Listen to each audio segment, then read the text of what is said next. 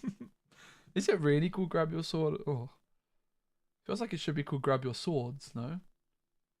What film is that from? Is it from Robin Hood?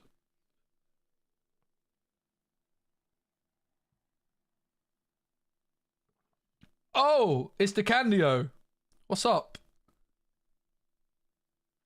Hey, DeCandio. It's Beauty and the Beast. Part of the mob song.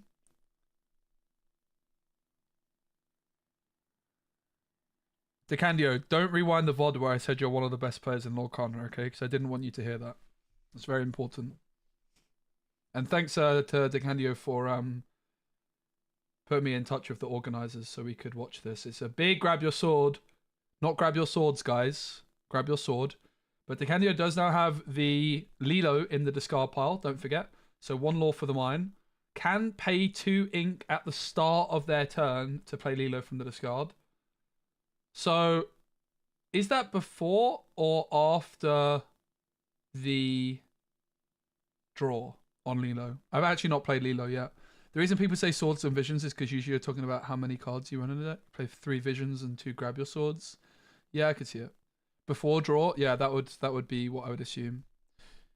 We were just playing, Brennan, the Sugar Rush Speedway deck, and honestly, there's some absolutely nutty things you can do with that.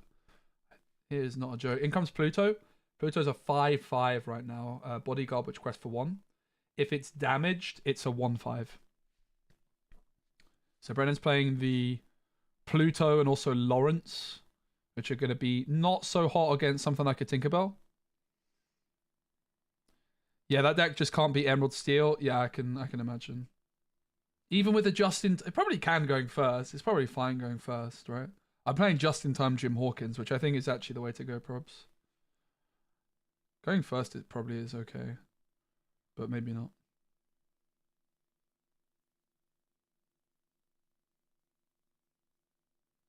I definitely don't think it's got a chance going second. Doesn't have enough removal? Yeah, but like there's such thing as being able to go under.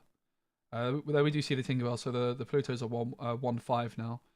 Like, we haven't really seen any decks yet ever be able to go under Emerald Steel where you can just kind of like race them without interacting with them. But a location deck would be the style of deck that could probably do that, right? I don't think it would have much of a chance going second, but I think going first, it might be fine.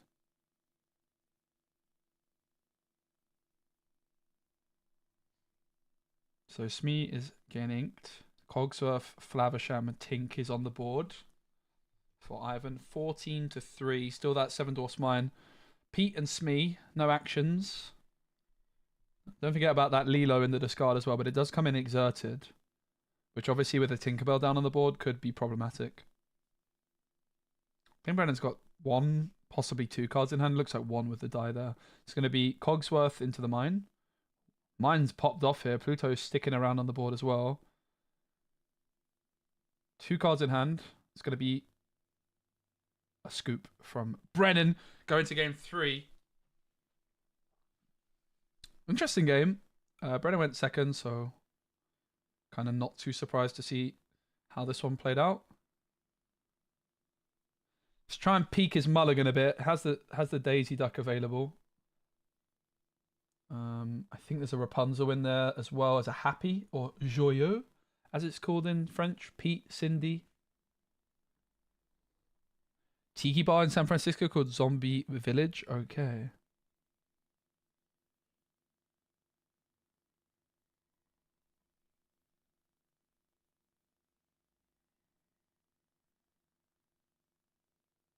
Hey Revan, good to see you. Hiketron is a flipping Marvel Snap bot. Nice try though.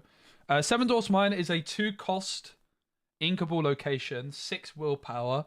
It costs 2 to move there. It gains 1 lore a turn. So that's really, really good. 6 willpower, 1 lore. 2 to move there. If you move a character there, you can deal 1 damage. It's the first time you move a character there each turn. You can deal 1 damage. And then if you move a knight there, aka Doc and Happy, you can deal 2. So 7 Dwarfs Mine is definitely a very nice card. I played it almost in Seattle. It was the last card I cut before Seattle, actually. And interestingly, the card it performed best against is Chicha, which is what Ivan's playing here as well. Like that 1 damage to deal with Chicha is absurdly strong. Yeah, I am coming to cast Battle of the Bay in San Francisco. So if you guys are in the San Francisco area, as Daisy puts Fishbone on the bottom, what a card Daisy Duck is, mate. The more people forget about Daisy Duck, the better it becomes as well, right? Because people tech for it a little bit less. 2 spots in this build. I'm mulling with Little Lilo. I'm also not sure about Little Lilo as a card. It'd be interesting to hear Brennan's thoughts on it. It's definitely a good card, no doubt. When I first saw Lilo, I thought it was absurdly strong, and the more I've looked at it, the less I like it. I still think it's a very good card. We were obviously looking at potentially trying to play it with like the 1-cost Simba, with discarding her with Pride Lands, but the deck looked very janky with too many uninkables. But I wanted to try and build a deck with Pride Lands, the new Simba, and the big Simba. Brennan's a fan. Nice.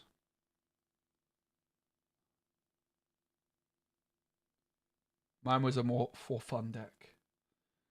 It's going to be Smeet coming in. Mine was more of a I'm thinking of the Simba on the thumbnail kind of kind of deck. Unfortunately, I gave up with it when I was at 26 uninkables and I didn't even have Daisy Duck in there. We've left it for a rainy day. Shout out to Cardmarket, guys, who sponsor the channel. If you're looking to buy singles online in Europe, Cardmarket's the place to go. I do also have a TCG player affiliate link.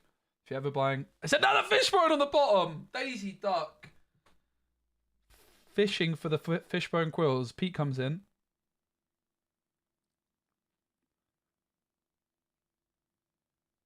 Lilo's nice against discard. Yeah, I could see it. That makes sense. That's actually something I'd honestly not even thought about, which you think I would have, but I haven't. So yeah, I will be streaming again tomorrow, everybody, but not then until Saturday for the Battle of the Bay in San Francisco, because I'm going to be heading to California on Wednesday. So like an 11-hour flight or something absurd. And then the stream will be back most likely on Tuesday next week after that. But there's going to be all kinds of videos going up on YouTube. We have got lots of videos, including a pack rush with an enchanted from set 6. That's probably going up tomorrow. Will you be in Paris this December? I will be. It's been announced that I'm one of the casters for the European Challenge. What I don't know is if I'll be in America for the North American regionals. I would love to, but I'm not really sure I can justify the cost of me going out there. To be honest, so I'm keeping my fingers crossed I get invited to cast, but I am not really expecting that to happen, unfortunately, seeing as I didn't get invited for any of the other American events to cast. I'm keeping my fingers crossed. I'd really love to be there. I don't think I can really justify the expense, but what I will do is if I am at home, I will be watching the event and I will just restream it and stream my reaction, but I'd much rather be there. I have to be honest. I'd be pretty gutted to miss out on that one, but I think for me, like when I could stay at home and watch it from home or go there and not make any content, you know, it doesn't really make much sense. Cardmarket does not ship to the US, Alan. No, it's Europe only Cardmarket. Your best bet, Alan, for America is going to be TCG Player. Do you know for the Worlds at Disney, will I be able to go? If you were not... Do you know for Worlds at Disney World, will you be able to go if you did not participate in the DLCs for side events? Yeah, you should be able to. We don't have any details, but I don't see why not. Why did Brendan not quest this meet? I honestly didn't catch it. I wasn't paying that much attention. I was talking to chat too much.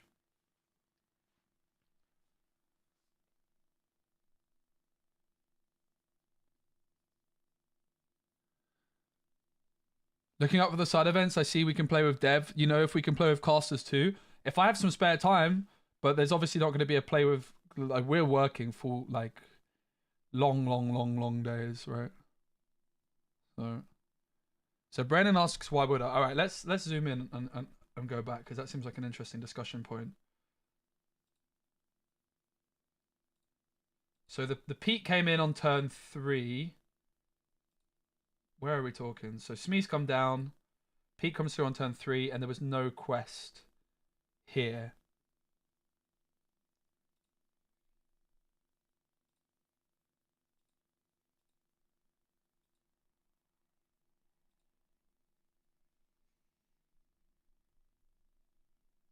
So the probable concern that Brennan has is that Fishbone, Quill plus Fire the Cannons could come through, perhaps. So this is when Daisy quested, put the second Fishbone on. Pete comes through, and this is I think it's a really, really good question. He's definitely thinking about it as well. Definitely a really, really good question from Cayman on Twitch. So big shout out for that. I think like the concern probably here with questing with Smee, realistically, I would be questing with Smee here. There's no actions from Pete, so there's no threat of Fishbone Fire the Cannons. That's also a good point. And Brennan says, I mean, if the argument is just 2 lore, why couldn't I just get it next turn? I'm also surprised by no quests, actually. With the Pete. But if you quest with Smee, your opponent's gonna challenge with Smee. Whereas if you don't quest, they're gonna challenge Daisy. Why do I want to quest and let them trade? Yeah. The flip side of that is if you don't quest, you're allowing your opponent to quest. But maybe you just don't care if they're doing that, right? Maybe you're predicting that they're just going to challenge Daisy anyway. And Decanio has double Rapunzel in hand. Okay. Really good question, Cayman. Thank you for that. We love good questions like that in the chat.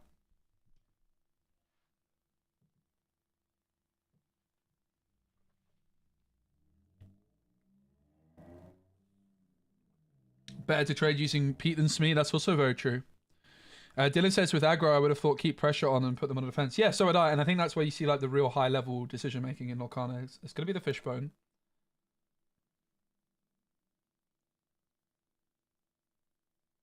And he says, and if I don't quest and they do, I could storm their thing. Nice one. Very, very interesting. So it's going to be the Popsicle with that extra ink. Obviously, no actions available, even if Fire the Cannons was available. It's not doing much here. It is in hand now. I'm not sure if it was just drawn though. So if the Smee quested, I guess like the question you have to ask yourself in these positions, which Brennan clearly like picked the right moment to like slow the game down in terms of how long he spent thinking over that decision. And what I liked as well is how they did everything else that they wanted to do, and really just thought, okay, what's the situation, right? If I quest, what's my opponent going to do? If I don't quest, what's my opponent going to do? If Brennan quests, Smee's going into Smee every day of the week, right? But now Brennan hasn't quested. It puts Ivan in a position where they have a decision to make. Do they do nothing with Smee? Do they challenge Daisy and maybe heal with a Popsicle? Do they challenge Daisy and not heal Popsicle? Do they quest? Do they do nothing? So by Brennan not questing, they've really put Ivan in a position where they've got lots of awkward decisions to make. Pressure is fine, but making your cards into better cards than gathering knowledge is probably the way to go. Yes. Interesting. So Smee is now going to challenge the Daisy. And I think when you look at it like that, when you see that Ivan has made this play, I think you can really see exactly what this decision from Brennan achieved by not questing with Smee, right? Really, really cool. So big shout out to Cayman for that question. And thanks, Decandio, for the insight. Very cool. Because I missed it. I was just chatting away, wasn't I? I had no idea what was going on. Whether it's about Daisy? Well, a lot of the time, I have to say, I'm a man that's forgotten about Rapunzel a lot of the time, but like you're trying to control the board. You're trying to deal with your opponent's questers, and look at Decandio go. Jeez. Well, I think we know how this one's ending. What's your thoughts on Fred versus Curse Merfolk? Well, Curse Merfolk's uninkable, and playing an uninkable card in a metagame where there's so many the cannons and storm rages on is pretty awkward. I'm not a huge fan of Fred particularly either, but I think Fred's like pretty decent in color combinations which lack 1-drops, like Ruby and Emerald. Fred could make the cut. I think that Honey Lemon is one of the best cards of the new set, and I've been really surprised to see. I don't think I've seen a single Emerald Steel deck playing Honey Lemon yet, which I think is very odd. I think that card's absurdly good.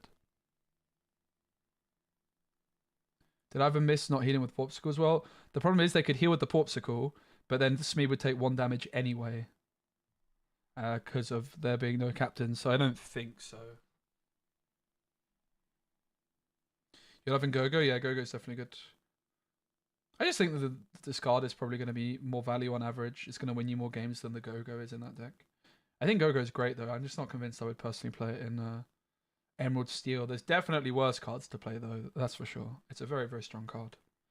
So Daisy gets taken out.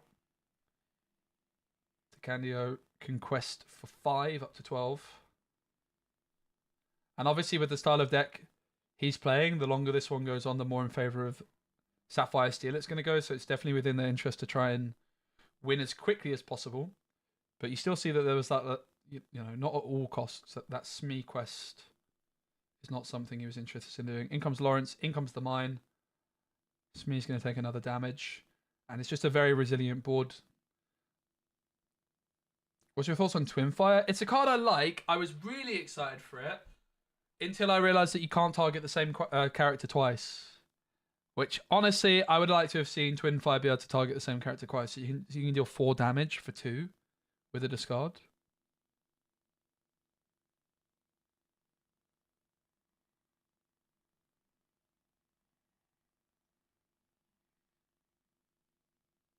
Grab your swords available, but it's only taking out the Smee. Twinfire and Lilo discard might feel good. Yeah, sure. I think definitely like Twinfire with Doc makes the most sense, but I don't think you can play that many copies of it, to be honest. Sadly. Again, I think if you could target the same character twice, it's a card I would be a huge fan of. But, because then you can deal with Diablo and Cove, but unfortunately, you can't, so... Lawrence is now a 0-4. 2 ink still available. Decandio going to be getting 1 law for the mine up to 13. Conquest for then another 5 up to 18. Don't think they have any burn cards in the deck. Things like Goofies. Obviously an Amber Steel. The only card I can actually think of that can gain you law without like questing is Wreck-It Ralph. Just like put a princess from your discard back into your hand and gain 2 law, but it's a 7 cost uninkable. Don't think that's a card that they're going to be able to include. It's a card I like though, Wreck-It Ralph. I think it's a card which we'll see some meta play at some point.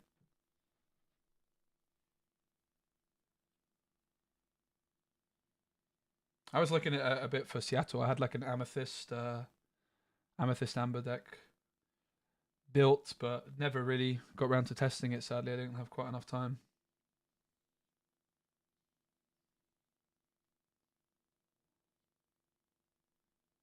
So that second Rapunzel puts Lawrence back to that 4-4, and that is going to be game, isn't it? You're just not going to be stopping that. So shout out to Decandio, popping off.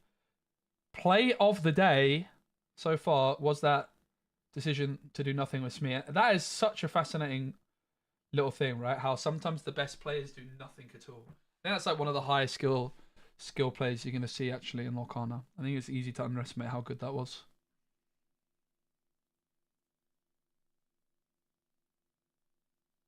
I would have quested. I certainly would have. GG, fist bumps. We don't shake hands. We fist bump. Again, shout out to Southside Gaming here for letting us watch this and hosting this. Super awesome. Right. I don't think we want to watch more Sapphire Steel since we just watched it. But, I mean, the deck Allison's playing looks tasty. Let's like skim through it. Oh! It's Jim Hawkins. We've been playing it ourselves today. Okay, maybe we do want to watch it.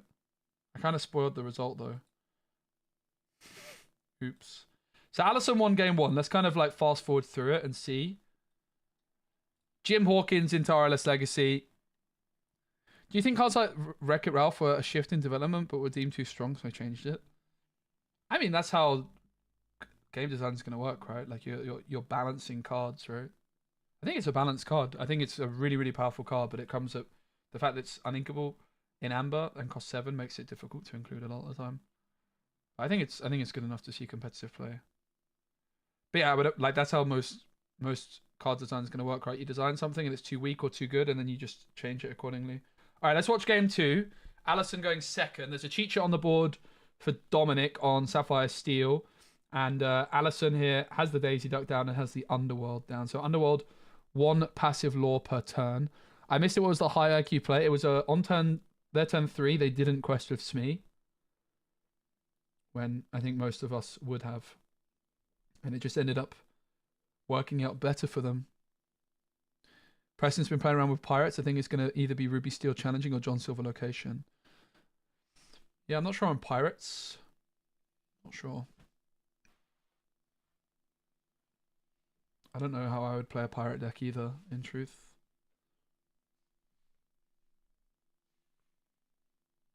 I probably wouldn't. Fix It Felix, drawing a card. So this is not a card I'm playing in my Ruby Amber deck. I just don't think it's good enough. It's alright though. It's definitely not bad. Daisy comes through. And it's going to be Jim Hawkins added to hand. Amber Emerald Pirates has potential. Yeah, I have no idea. I have no comments. We could build a pirate deck in a bit though if you guys are interested. If you guys would like to see us try and cook a pirate deck up, I'd be up for that. That could be a fun deck to try and play tomorrow, right?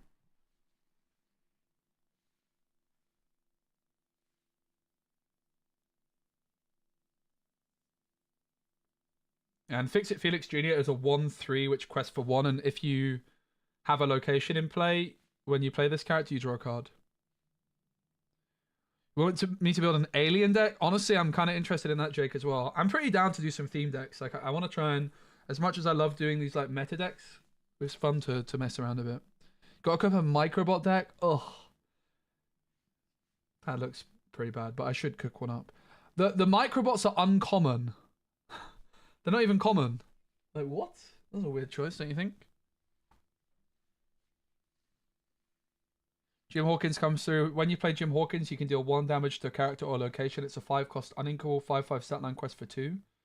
There's also a shift Jim Hawkins that costs 2, and there's a 0/4 with whenever you ink a card this turn, it gains 1 strength for your turn.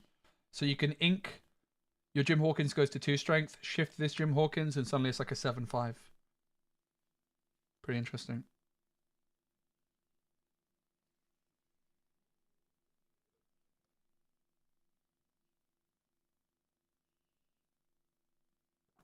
Fix It Felix into the ink. Gains Challenger 2. Right. Okay, so it wouldn't work like that, the Candio? So if you shift Jim Hawkins, it's still only 5 strength? Okay. That makes me a lot less interested in it then. So Daisy actually taking out Chicha. It keeps it? Okay. I do still actually Angry Bosun. If ever there's a time for the Mickey Mouse Trumpeteer deck, it is now. So it's just not a strength plus, it's just a challenger bonus. Right, I see. Thanks. Actually, Angry Bosun, if ever there's a time for a Mickey Mouse Trumpeteer deck, it is right now. Sapphire Steel, right? With the Alice card that gives it ward. I'm down. Double Sugar Rush Finish Line. So this is a 2-cost card, which if you can move a character from one location to here, banish this card, gain 3 lore, draw 3. Jeez! Yeah, the Jim Hawkins is interesting. Obviously the fact that Jim Hawkins is a 5-cost card, if you're playing Sapphire Steel with the wheel, I think it becomes a much more interesting option. I'm not convinced it's worth it with the Cheacher, but perhaps it will be. Usually if you see Cheacher, it's not a whole new world, at least in my experience. Hey, first to 20, what's up? Yeah, really good, thanks, mate. Really enjoying it. Jim Hawkins into Daisy. Super nice to actually have this to do. This is the first time I've done this, like just watching some games on stream, so really appreciate it. Like, I think this is a thing to note to anybody out there that's watching. Like, if you guys want to record your locals, I can't guarantee that I'll be able to watch it all the time, but certainly like near the start of the set, it's something I would be really interested in doing more often. And I'm sure that people in the chat would enjoy watching it, and it's a good opportunity to showcase some local stores. Of course, as much as I love going to local stores and checking them out, I can only go to one a weekend, right? So this would give the opportunity for me to cover more scenes and stuff, and I think it would be a really cool way of getting some more tournament gameplay out there. Green-red actions matter with double sing. Oh. Yeah, you're talking my language, mate, gaming guitar guy. You're talking my language. Nice one, SK. Yeah, I'm definitely interested. Most likely I won't watch it live, but like if there's a video... That's triple Sugar Rush Speedway finish line on the board. They're all uninkable. So that might not be ideal for Allison. They're going to be looking for that start line or a tuck-tuck to move some stuff in there. I have to say tuck-tuck. It didn't perform amazingly earlier, but it's definitely good enough to play. There is also Voyage as a way of cheating in sim cards to a location for free. It's a one-cost inkable action. That one's probably not good enough, though. Tuck-tuck's just got to be better, right? I really do like this Ruby Amber deck. I think it might be good enough to be competitive. I feel like it probably does beat Emerald Steel when it goes first. So if you're going 1-1 with Emerald Steel, it's probably fine, right? The concern is if you lose to Emerald Steel when you're going first, then the deck's just not going to be good enough. But I think it should beat Emerald Steel going first. Don't really know what Emerald Steel is going to do about just in time into Jim Hawkins. You know? Wreck-It Ralph! Oh my goodness. Wreck-It Ralph Ham Hands, quest for 3. When it quests, you can banish location or item and gain 2 lore. That includes your opponents. A very, very, very, very, very, very talented and good-looking streamer revealed that one.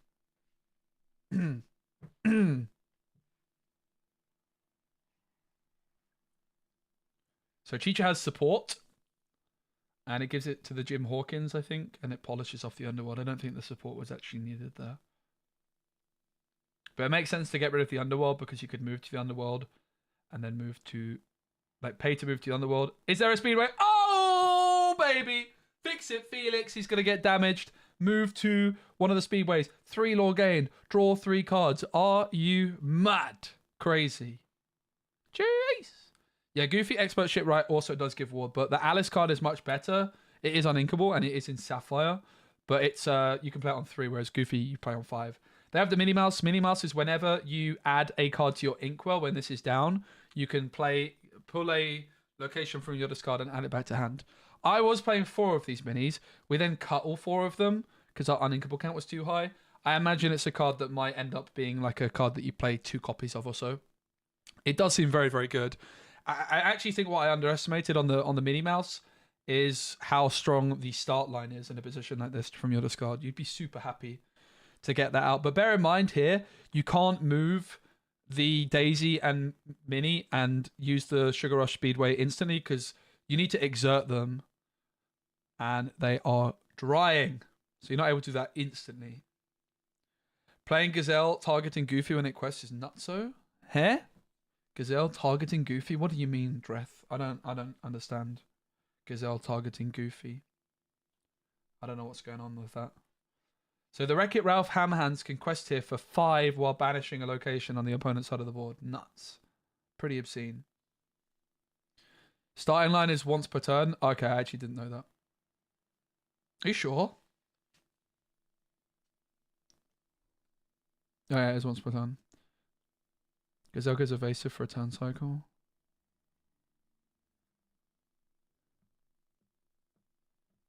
You can move there, but you can't use the ability more than once.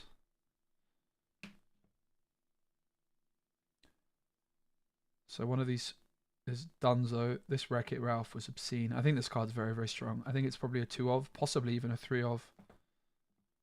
In Sapphire Steel. Pluto into the Speedway finish line. But this Minnie Mouse, mate, like Allison inks a card here and they can pull the start line back. In comes Krabatoa. Jan Moyen actually thought this card was called Krabatoa for a good like year after the game released. He thought it was actually called Krabatoa. What? What a moron. It's me being a bit mean, but don't worry, it's in jest. I thought Grab Your Sword was called Grab Your Swords until just now. Is it I thought it was a scoop for a second. Well, Dominic can win next turn, I think, with that Wreck-It Ralph. Can quest for 5, so can Tamatoa. It looks like it's going to be game, unless Allison has something up their sleeve. And I think they might. Daisy can quest for 2. That's 12. Fix It, Felix, and Minnie, 14. move something to the Speedway 17. It's probably not going to happen, is it? But it's possible. It is possible. If Allison inks a card, the Minnie Mouse can put a location from the discard back in hand.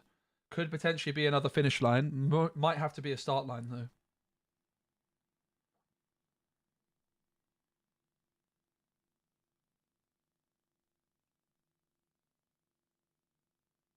There's a lot of cards in hand for Allison.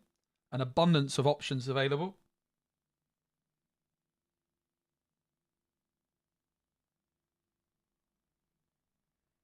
But no point of even trying to trade here. Like, Allison's just got to get 10 lore in a single turn. Is it possible? Let's not forget about the potential of Super Goof to defeat a Mutton Fudge as well. But I think it's going to need to be a start line and a finish line coming down on the board here for them to have much of a chance. And even then, I'm not sure it's quite enough. You need like a start line, like a start line, a finish line, and a tuck or something. And that's very, very expensive. Or I guess 2 start lines and a finish line would probably be their best bet here. I think that is exactly what they need, probs. But Mini obviously gives one of those. You could draw into some more with the other finish line, right? And you don't need to have all of them available. But I think Allison has to play for the win here. I don't think there's any point of doing anything which isn't just trying to high roll to 20 in a single turn hit. So it looks like 2 ink is going to be exerted to begin with. Daisy Duck, of course, hasn't quested yet. Usually you tend to see the Daisy quest first before anything else. Just to get as much information as possible. There is a start line in hand. We know there's also a start and a finish line in the discard. So I think Allison might just be 1 start line away from a victory here. Or 1 finish line away. So there's a very good chance they get all 10 lore in a single swoop here. For the 2-0 against Sapphire Steel.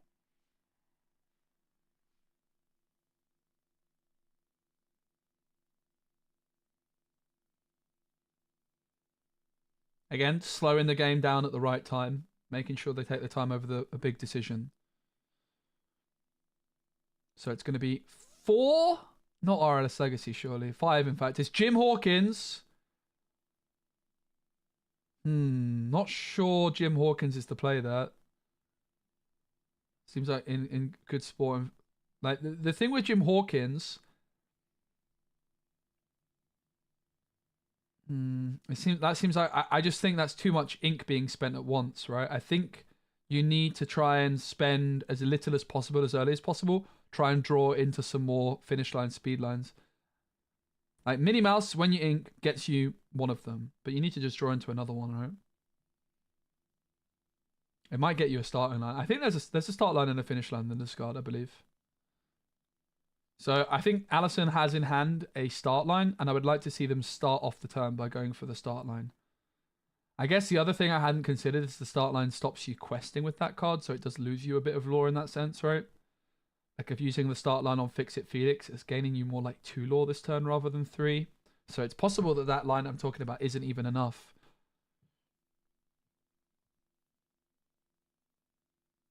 It is going to be 1 for the finish line, which is the play I was wanting to see. And then it's going to be damage onto Fix It Felix, so it moves to the finish line, gains 3 lore, draws 3 cards. Nothing is at the start line. Now, this start line cannot be used again this turn. You can still move cards into it. Yo, Almice, what's up? Thank you so much for a raid. Have you had a lovely stream, mate? We're watching some of the action from a tournament at the weekend, Southside Games on Saturday. They streamed it, so we're watching some of the action. Brennan DeCandia was playing in this one. We just watched his game, and we're currently watching a Ruby Amber Location deck in action, which is a deck we've also been playing ourselves today. Hope you enjoyed set 6 today, mate. I hope you had a good trip as well. It is going to be another finish line from hand, but remember it can't be used this turn, right? It's only once per turn. Uh-oh! Judge. Judge. Uh-oh. Well, it's the new cards. That's kind of funny. I didn't even know. I think earlier in one of my games, I might have done the same thing. But the Sugar Rush start line does say you can only use its ability once per turn, right? So that was an illegal play. Happens to the best of us. It was missed. There was also actually in my game I played in Enjoy Dinner, mate. What a lad. Take care. Oh, I appreciate the raid very much.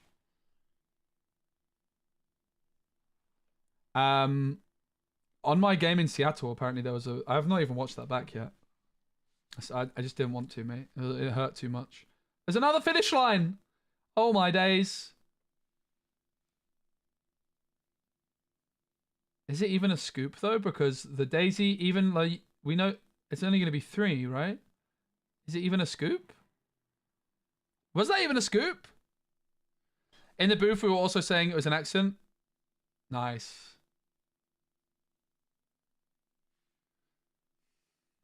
We've been really enjoying the costume. Yeah, I just wanted to make sure that yeah, that didn't cost that mistake did not cost. You've been we've had you on most of the time, and we've been really enjoying the costume, mate. Awesome, mate. I think it's like I said. I'm pretty sure. Does it go to game 3? I'm very confused.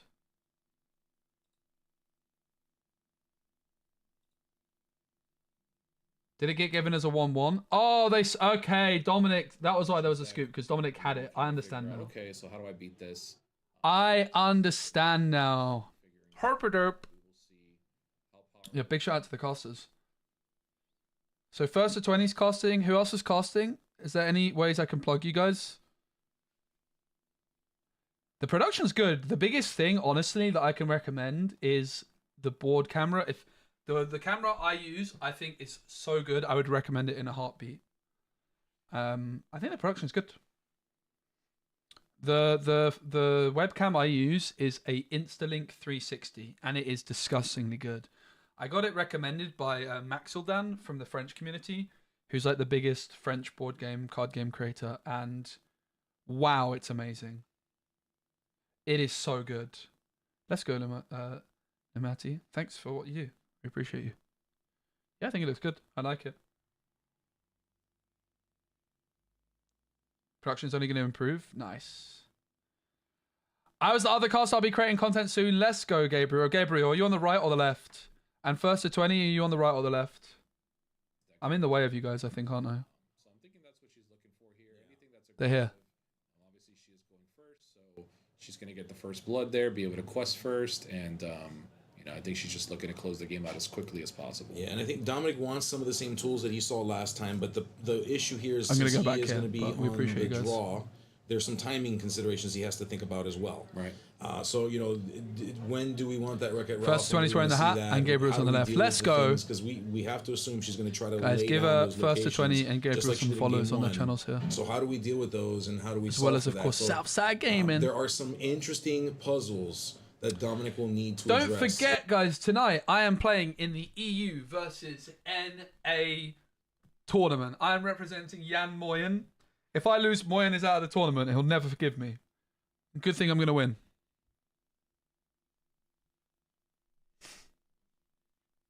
Good thing I'm going to win. It's actually not going to be on my channel, though, but I'm going to be streaming up pretty much right up until the start of it. And I'll be hosting V. Vonderland, who is the Disney Lorcana Challenge Seattle champion, and he's going to be casting my game, which I think is pretty cool. Lilo on 2, so no turn 1 for Allison. Don't know Dale is cracked. Oh, Dale is definitely good. My opponent I'm playing against is a very, very strong player. Chicha comes through. I met Dale in Seattle. But no, I'm pretty confident. I should be winning, to be honest. We'll see, though. It should be a win for me, I believe. It's open deck list, so I already know their deck, and they know mine. Should be a win, but definitely not a foregone conclusion.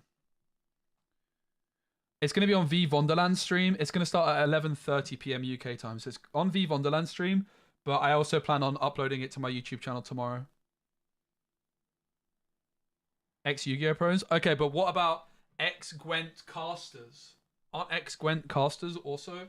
Sorry, ex-Gwent analyst. That's right, analyst. I was never a pro, though. I was far from a pro. Gwent is too big brain for me, mate. Rush Speedway comes through. In comes the Fix-It Felix. Draw a card. Fix-It Felix is performing pretty well so far.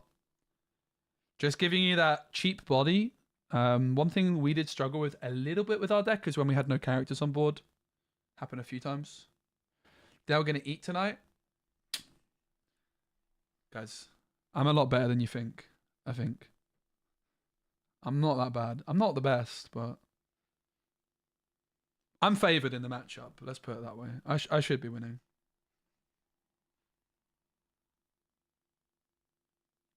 At least I think I am. I haven't practiced that much, so I think I've practiced enough.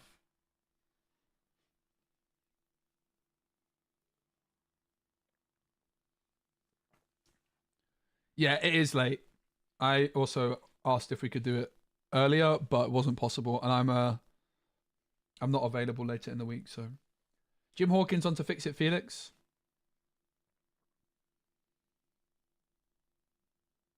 And it's back on over to Allison, who's going to draw.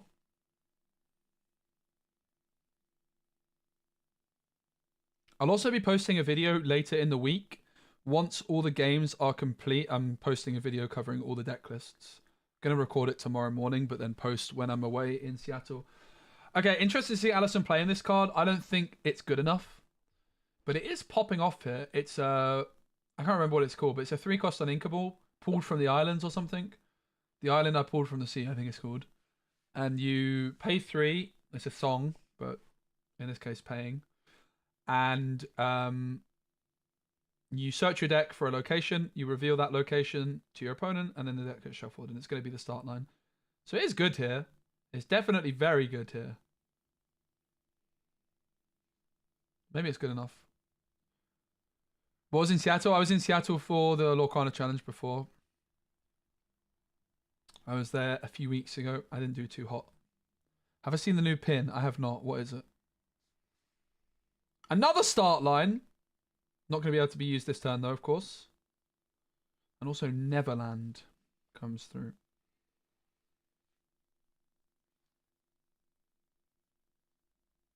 Is Islands I Pulled from the Sea not good? I think it is good. I mean, it did very well there. My concern about it is, Michael, that it's uninkable. The deck has a very high uninkable count. It's also rather slow, right? Like, there's not really much you want to sing with that, so you're probably hard casting it. In this situation, it was great. My gut feeling is it might be better without it, though. But maybe it's good enough. It's certainly not a card you're going to play many copies of. If you play it, I think maybe like 1 or 2, but I don't know. There's a lot of uninkable cards you really, really want to play in these decks. That's the concern. Yeah, but the thing is sometimes you just need to like pull off your Sugar Rush Speedway combo then and there, because then you refill your hand. And that is enabling it. Dominic was visiting from Germany. Let's go. That's really cool. Jim Hawkins. Into the ink. For those of you that have just joined us, we were playing this deck ourselves on stream earlier today. Performed very, very well. Felt very, very good.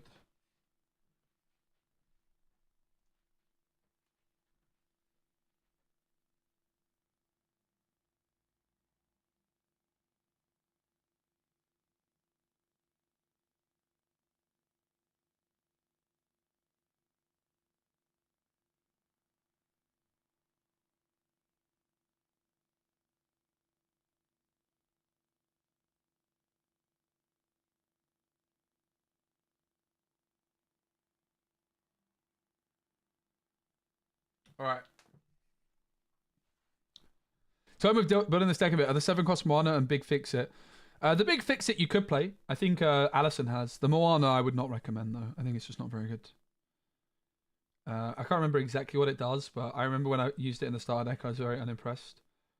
Like, 7 cost is too much. You're forced to shift it, or you're never getting it down.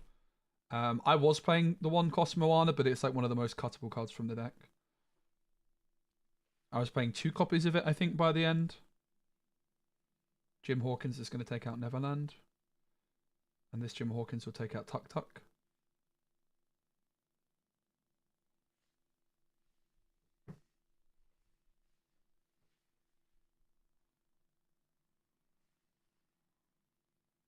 Lilo! Paying 2 ink to summon Lilo from the discard at the start of the turn. Let's go, Lilo.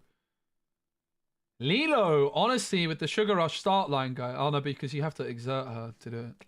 Okay, that's not as... It's not quite as impressive then, but it does give you, like, Tuk Tuk. Yeah, Lilo. Oh, Lilo does sound good in this deck, you know. Lilo Tuk Tuk into the finish line is a serious little combo. That's very, very interesting. Maybe Lilo is better than... We were playing Flynn Rider, but maybe Flynn is the way to go. Like, Flynn has got a bit of a target on his back at the moment. I don't know. I guess like the other thing about Flynn Sisu is a combo which is best going first when the deck is already very good going first. Maybe you're supposed to play stuff which makes the deck better when going second. I think Flynn Sisu is just too good not to play probs though. I don't know.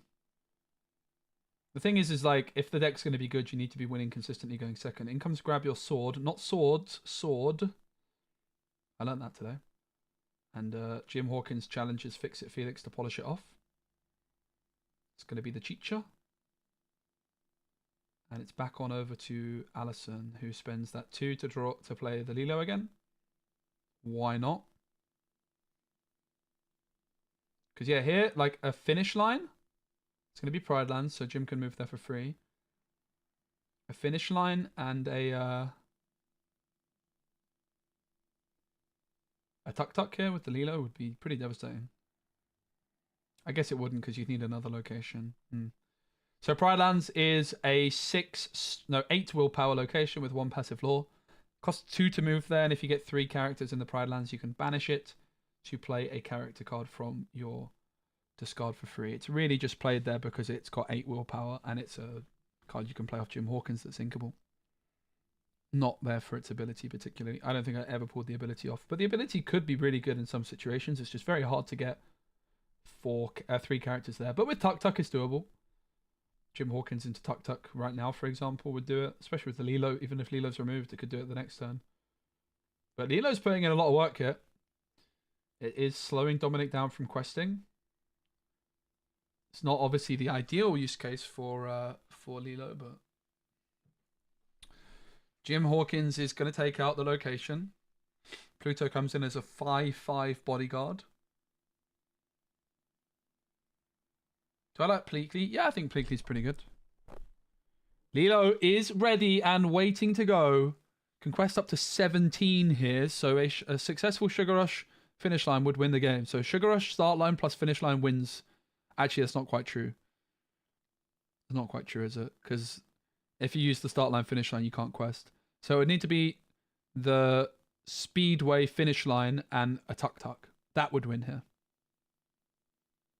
Because then you can still quest with the Jim and the Lilo. Brawl.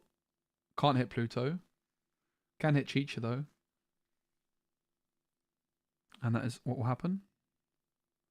Weren't the 2 Jim Hawkins able to banish the red Jim Hawkins or Lilo? They challenged Pride Lands instead.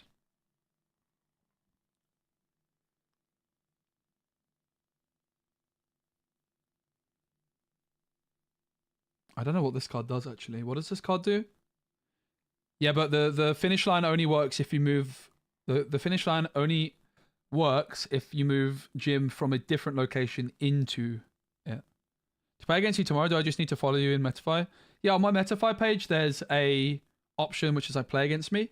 And just send me a DM on Metafy that you want to play and I can set some stuff up.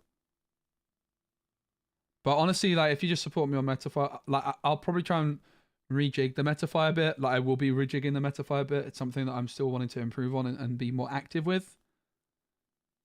The last like month for the set 5 was basically a write-off for me. I didn't make much content.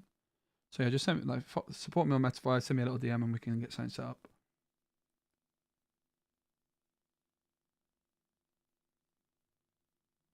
What does Vanelli do? Draw a card if she's at a location when you quest or something? You play starting moves there? Yeah, exactly. Red-green locations underrated. Maybe Lilo's back. The thing is, like, the Jim Hawkins is good, but the finish line is what you need. I think, like, Amber is now the finish line's the best location, really, for you. Owl Island could be interesting, though. I think that card's got some potential. But I don't really see there being an all-out location deck that isn't Amber Ruby. When she's at a location and at the beginning of the turn she draws and gains 1 law. Yeah, it's not a card I like that much. Can see why they're playing it, though.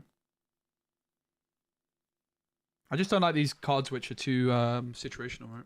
You just want like something to do something all the time, ideally. I think that one's a bit too niche because she needs to survive, so does the location.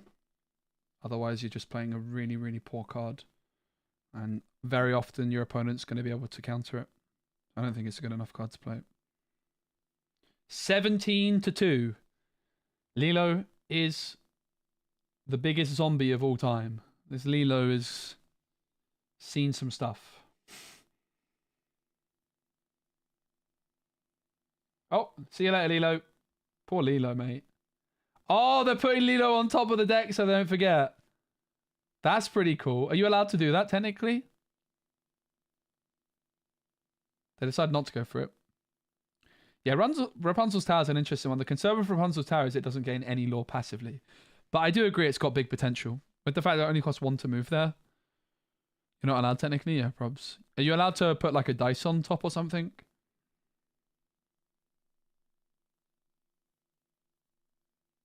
It's obviously not that deep though. Like, okay, you don't do it at a Lorcana challenge, but it was placing a yellow steel locations. Didn't someone do well with that in Seattle? Mental. Fair play.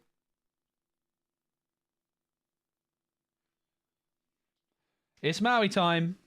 This is been a long old game, hasn't it? My goodness. This is where the super goofs come through and do the business. Wait, am I missing something? Or is Dominic missing the triggers off both Jim Hawkins? When he inks, Jim deals 1 damage. Is it when he inks? I thought it was just when he plays.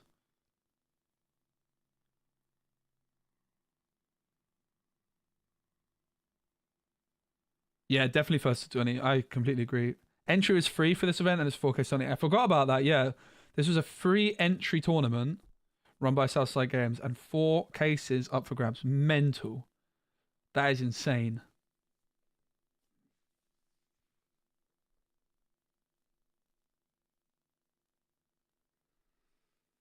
Jim goes into Port Tafita, or is it Tafita or is it Vanellope? I think it's Vanellope von Schweetz.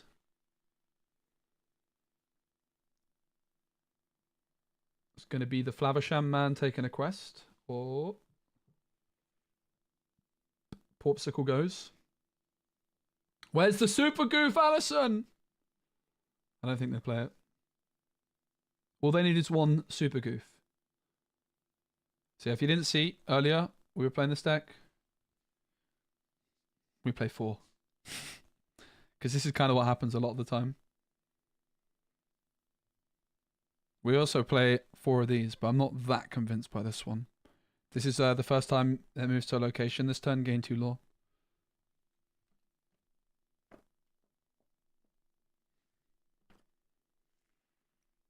We don't play Lilo though, and I have to say that Lilo's performed well. Very well, actually.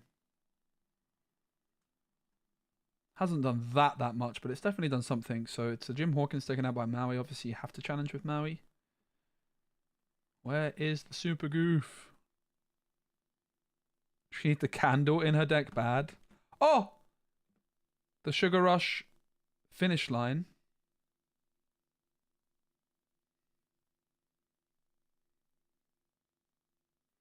Tamato are currently questing for 3. Flaversham and Hawkins for 3 between them. So Dominic can get up to 14 here without playing any other items.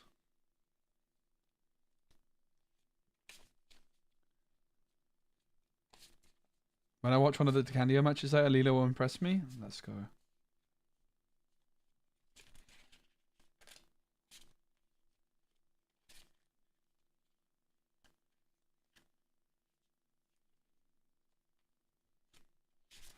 Big shout out to Cardmarket who sponsored the stream. Great place to buy singles online in Europe, guys. Don't forget. Dime comes through, so Tamato are now questing for 4. Put them to 12. Dime tap up to 16. Jim Hawkins and Flaversham up to 19. So 1 more Porpsicle here, or Fortisphere, would be Dominic's game. But they don't have that much ink spare. They can quest for 4 right now, up to 12. Jim and Flaversham up to 15. Dime up to 19. Oh, they just have it, right? Because they have Fortisphere in discard. Because then the Dime gets them up there to 16. 17 rather. Bam, bam. GG. So, unlucky for Allison. I think we saw, like, Alison's deck was really, really good, but you can see why, for example, I'm playing the Super Goof. Oh, that stays up. You see why I'm playing the Super Goof? Oh, that's not right. See why I'm playing the... Oh, don't mind me. Just my signed Mauis. Yeah, don't mind me. Nothing to see here. That's cool. GG's. All right, let's see what's up next. BRB.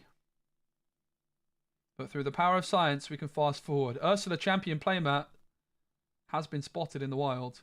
Alex versus Dylan. We're not necessarily going to watch this. We're going to see what the matchup is. And then decide if we're going to watch it or not. What time is it? 6:30. Oops. Oh, I thought we missed. I thought we missed it. I was like, huh? How much should I just fast forward?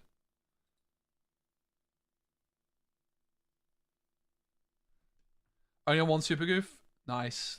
It's good that they're playing it, though. It's also... This is... Bear in mind, guys, this was on the Saturday after the release event. This was... the day after the release day. So this is like... People are going to be playing for the very first time a lot of the time and testing things. It's like... I was playing at the start of the day, no copies of Super Goof. And then after a few games, it was like, yeah, we need to play Super Goof. So... People are going to be learning on the job and tweaking their decks after this tournament for sure. Big shout out to Alison for playing such a cool deck. It's Alex versus Dylan. I'll try and fast forward a tiny bit more. I just don't want to spoil anything. But I do want to see what the matchup is. Okay, we'll watch it. It's Purple Steel versus Purple something. I'm intrigued enough to watch it. I'm still standing as well. I might sit down soon. Nah! Some of the inclusions in this deck were also depending on what singles they came up with in 24 hours. Yeah, makes sense. Heifer lumps and woozles into the ink. It is going to be a really interesting matchup. It's going to be Purple Steel versus Purple Green. Can you start in line with a tap character? You cannot. And you cannot use it with a dry character either. This is a very, very interesting matchup. I think it's two strong decks. My pick of the better one of these two is going to be Purple Steel. But I would imagine their Purple Steel is built differently to how I would build it. How it's going to work in the mirror, though, I don't know. You would imagine that the Amethyst Steel player is probably favored here. But it's going to be an interesting one. It's definitely going to be a high skill ceiling matchup. So obviously Emerald has discard, like Ursula. And it does hit her friends, which is a big deal. But Steel, look out for the new Tinkerbell in Amethyst, which costs 3 and has the ability to shift the giant Tink on. Diablo comes through. Quest for 1. Hello, Spicy. Can you repeat when is the event? I will not be streaming it. It's on V Wonderland stream, where I will be hosting. It's on at 11:30 p.m. UK time. So in 5 hours' time. It's going to be fire the cannons onto Diablo. See you later, alligator. That's definitely a big deal for Dylan, being able to answer that Diablo so swiftly.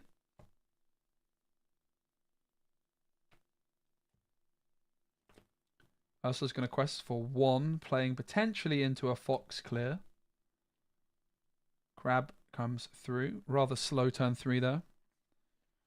On over to Dylan, currently at 2 ink, has a grab your sword in hand now.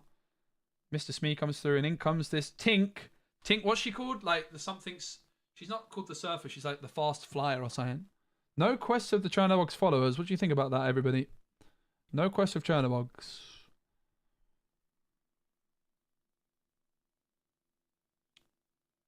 What event is happening? There's an EU... We're watching Southside Games right now. This happened on Saturday at the weekend. It was a 4-case tournament. Happened on Saturday. Fox does come through. Yep.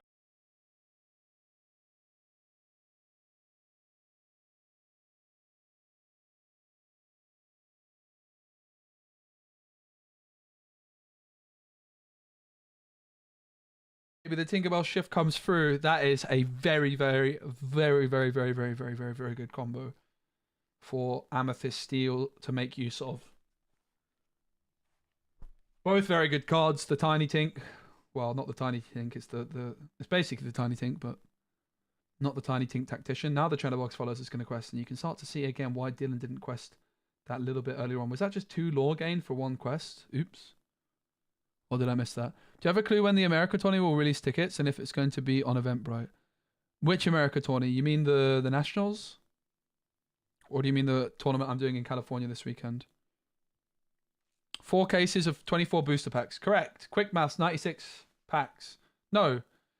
4 cases of... No, Demon. 4 cases, each with 4 boxes of 24 booster packs. So 96 times 4. 96 times 4. What is that, like 364 cent? Was that right? I don't know. No, I have no idea when the North American regionals will come out. Not a clue. Haven't the foggiest. Rabbit comes through. It's 6 lore to 3 in favour of Dylan right now. That Tinkerbell shift put in some Verk. Put in some Verk. So that champion playmat. Right, my old man's cooked me dinner. What a lovely lad. So I'm going to go grab it. I'll be right back. Going to leave you with the wonderful that appears to be a Go-Go Tamago that just hit the table as well. And looks like just to keep bodies on the table because was not able to, did not have the lore, or I'm sorry, rather the ink to use its secondary effect. Sure. Which is a good one. Still an evasive threat. Still something that can quest. And clearly we see that Dylan has the answer yet again with that Fire the Cannons. And goes ahead and slams on the Blue Fairy and quests with Robin Hood. You and I know as fellow green-purple players, Robin Hood can be quite the menace, if we're not able to send in a threat with a crab. So right now, Robin Hood, unfortunately, asserting dominance on the board here as he continues to quest his way up the ladder here. Absolutely. And green-purple doing what green-purple does. Okay. That's it. Wait. He gets the boost. Yep. He boosts it. Okay. Yeah. So we find a way. We have the 2-for-1 ourselves, and actually worse because Robin Hood draws a card also. Correct. But we had to do what we had to do there to get rid of that. And Alex tries to flood the board a bit here. Yeah, just trying to create a weird situation for Dylan to have to maneuver through the board state. Green-purple is so good at just turning on bodies on the table, and not just bodies. When we think about just throwing characters on the table, we often think of aggro, smaller type of threats. But the threats that can come out of green-purple are pretty interesting. They tend to change the dynamic of the game. Sure, and what I think is interesting here actually is that he's playing these small Clarabelles, but does not play the shift package, which is something that Dylan may not know. Dylan may prioritize trying to take out this, this small Clarabelle, thinking there's a shift on the way, but there is no shift on the way. There is no bigger copies of Clarabelle in the list. So I will tell you though, I did the same thing in my version, and to me the threat is enough, right? Like the threat of it is enough for you to deal with it, and so I'm okay with that. Right. So I think me and Alex are on the same wavelength when it comes to Clarabelle. She's still great as a 1-drop. She's great item removal. And if you think that there's a scary shift character coming behind her, so be it. Yeah, for sure. Definitely causes a little bit of concern. Jasmine rice, he's just chili, going to keep drawing cards off this. Squash, essentially, chicken, almost playing this like a Bucky onions, deck coriander, back from set 3. Green beans. Except instead of Bucky, we have a garlic, Blue Fairy. fox. So he's just playing a bunch of shift characters, and he's just going to keep abusing that Blue Fairy to draw a bunch of cards. Yeah. So, I'm very hungry as well. I'm debating here if he wants to send the Bog into the Bonsai, which I think would probably be a profitable trade here, but he is deciding which he prefers. If he wants to draw that card off the Bog. So he will go ahead and trade the Aladdin in, since we're not going to be blowing up any items anytime soon. Yep, that is a fair estimation to make when you're going up against green-purple. Okay, clean trade there, and we will go ahead and quest in for 4, and just Dylan just creeping up the ladder here, and Blue Fairy. Alex Blair puts whenever you play Diablo, a flood draw card, but there's also the Azurite Fairy thing, the new tick card, which I don't think is very good, by the way, but still cool. Was it a Diablo? I missed it. No, it wasn't a Diablo. It was. I plan on taking my Diablo you hate so much. I don't hate it that much. I just think the game would be better without it. I really don't hate it that much. So we're going ahead and questing with the Clarabelle and the Diablo. We've gone up to 8. So Alex is trying to keep up with the lore count. You don't want to be too far behind with green-purple.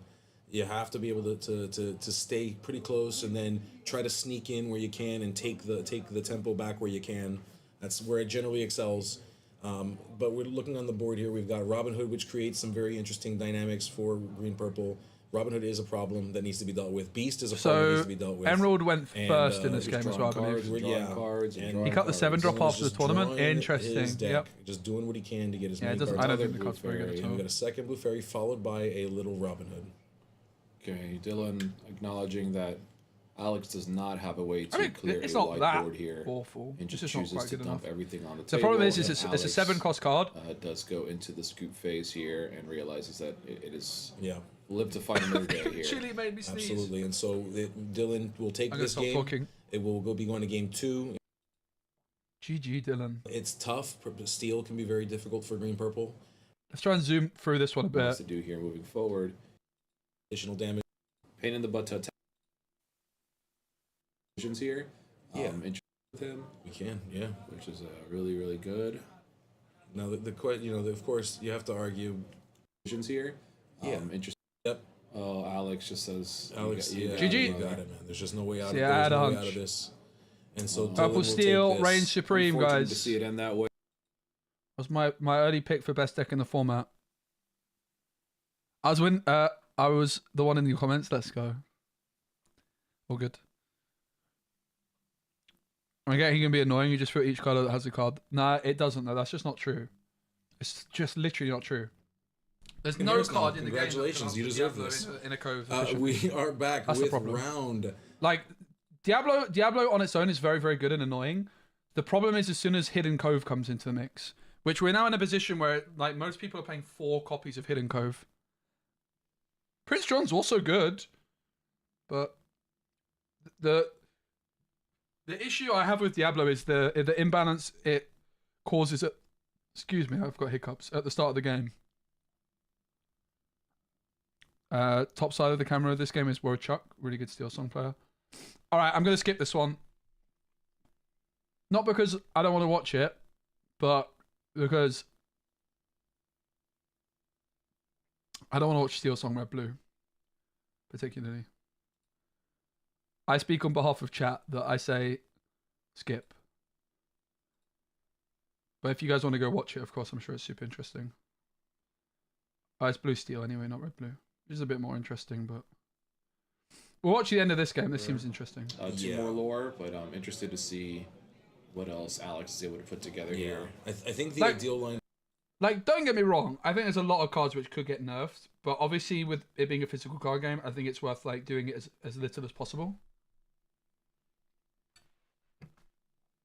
And so the fact that I actually do think that Diablo should be banned or errated or whatever just tells you how good I think the card is. I do think also Hidden Cove could be the card that's removed instead because it's a card that's worthless.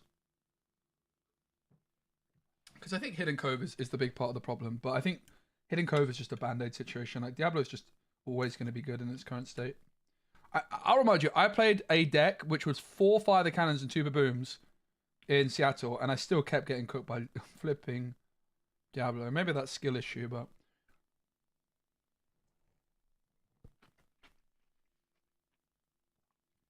this game's over.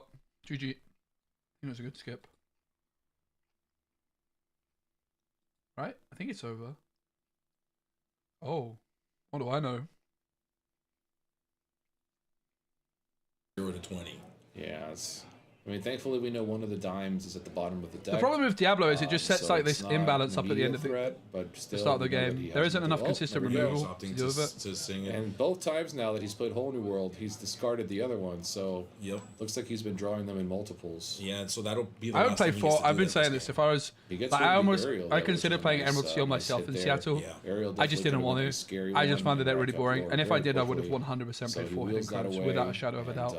I think it's outrageous that people don't play 4, at least 3. Dominic, which I really find it very surprising. It is, yeah, and we've got now a lot of lore sitting on Dominic's side of the board, ready to turn sideways. You've got how many copies did Bonderland have of Hidden Cove? You've got the Shift Jim Hawkins that has 2. It might have been 3. So that's 7. Pete is. I don't really get to watch any of there comes Tinkerbell and fire the cannons. Don't even bother with the dice. Yeah, don't worry about putting damage on them. They're going away. Oh boy, empty board for Wochuk. Getting a nice look at the playmat, but there are no characters in play. I thought it was Absolutely, over. yeah. I was And wrong. so Alex has got to be feeling some level of despair at this point, just knowing that he's fighting as best as he can, but that there's not going to be much that he can do. Yep, Dominic just 11. Ooh. That's it. Okay, Fist bumps all across, and Dominic cleans it up and manages to skither away with the victory here. Yep. Dominic, Sorry, I I believe, kind of all the way fast from forwarded. Germany. I just didn't really want to watch this game. I want to watch some more It may new decks. be a Top 8 game. So- Let's go. yeah, and It's Brennan DeCanio, the top seed. The man we've been waiting to see a bit more of. Right, we're into the top cut. Versus Hector Herrera. I feel like I recognize the name Hector Herrera.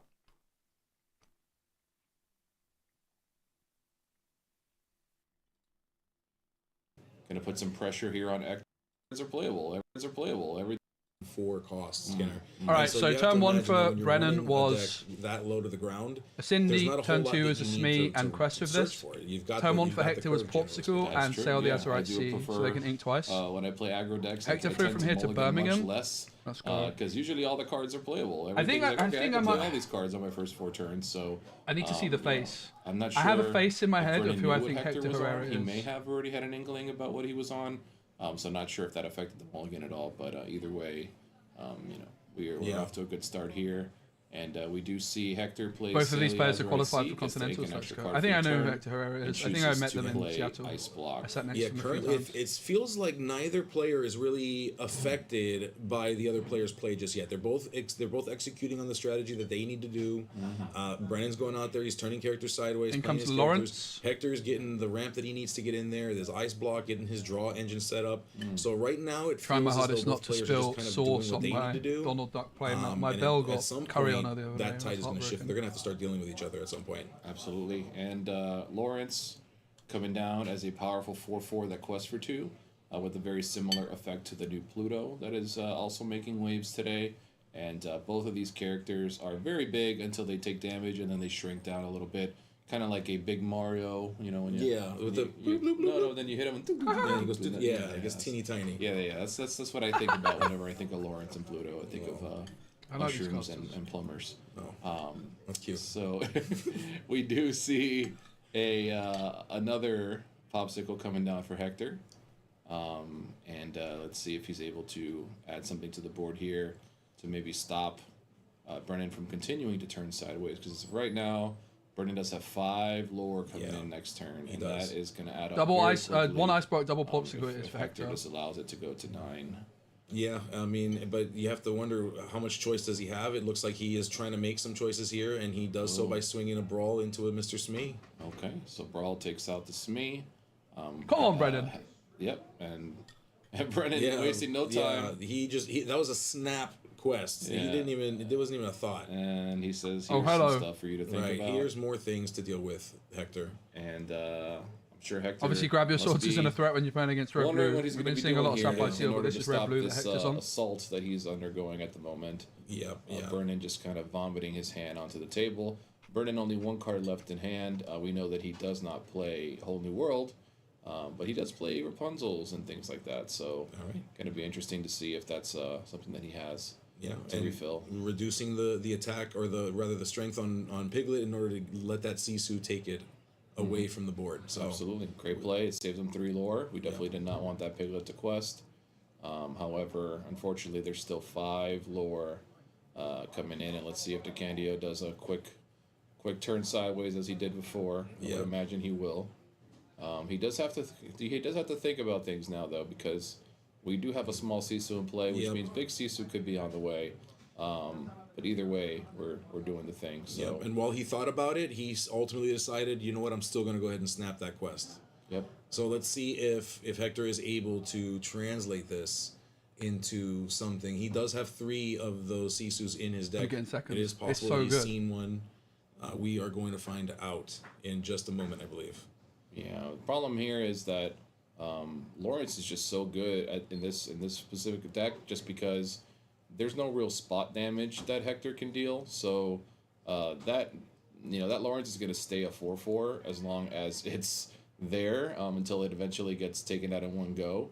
But it's very hard for Hector to shrink it because there are no real ways for him to deal that, you know, that 1 point of damage to knock it down.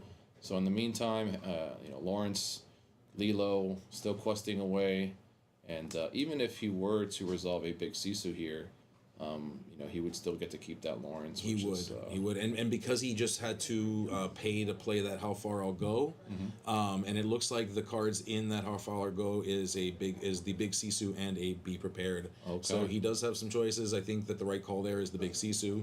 However, you know, given that he had to spend the turn to play that How Far I'll Go, DeCandio is gonna push through in his plan of getting lore out there.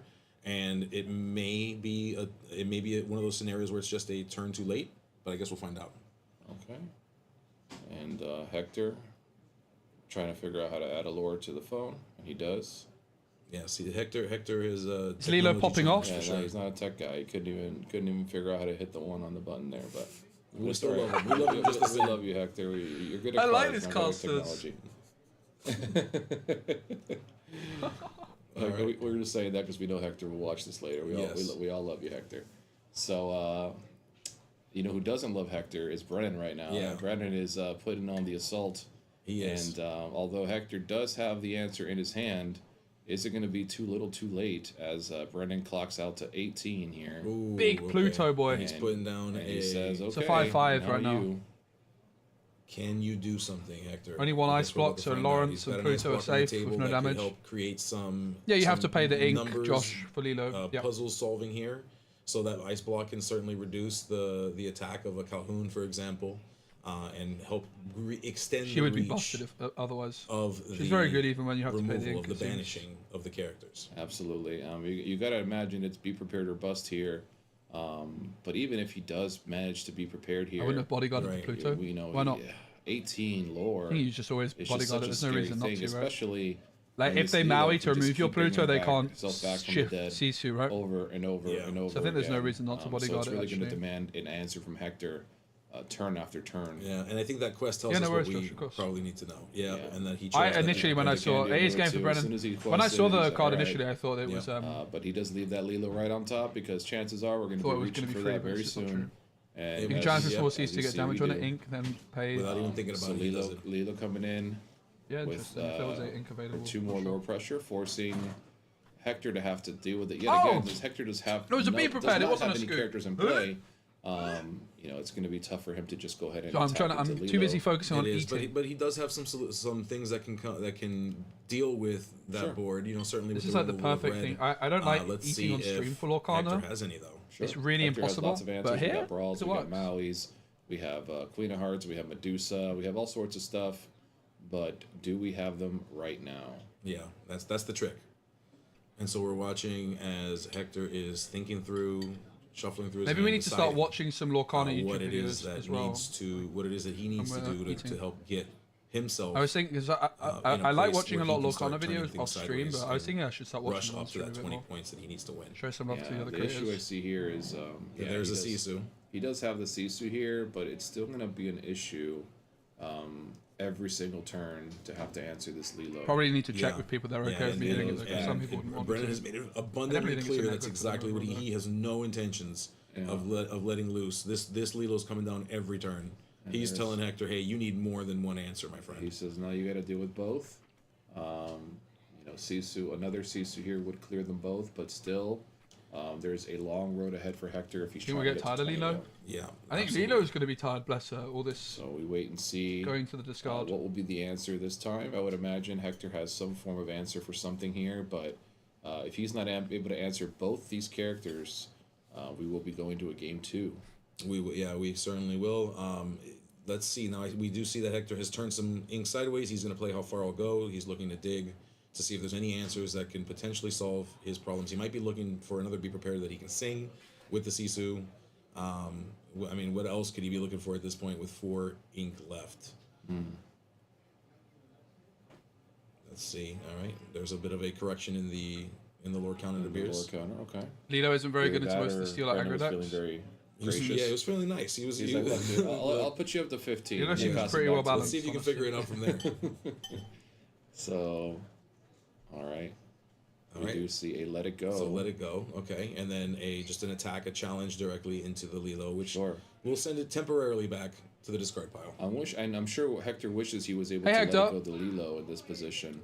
You're my round 2 opponent in Seattle? Oh, see, I knew the name. So he had to do it that way. And Wow. he draws another Rapunzel, and he says, "Here's the same board again." Right? Can you do it again? He tells Hector. Yeah, Hector's put in a position here where he needs to answer the board every single turn until the game is over, which is really unfortunate. But So we're selling the Azurite Sea. We're sailing. Yeah. What will he Because I find actually out in thought the sea? We will see. Hector was someone It else. looks like he found sadness and desperation. He found heartbreak, and looks like we will go to a game 2 with Brendan taking game 1 with his Amber Steel. Yep. No wheel. Amber, let's go. No, I don't want to say no song, but no Some aerial. songs. Some Hector and I went songs. 1-1. We didn't get to see the Dwarven Mine. That's the game that's going to haunt me game, forever. but, I took a bad quest. Very, got very to interesting 19. package.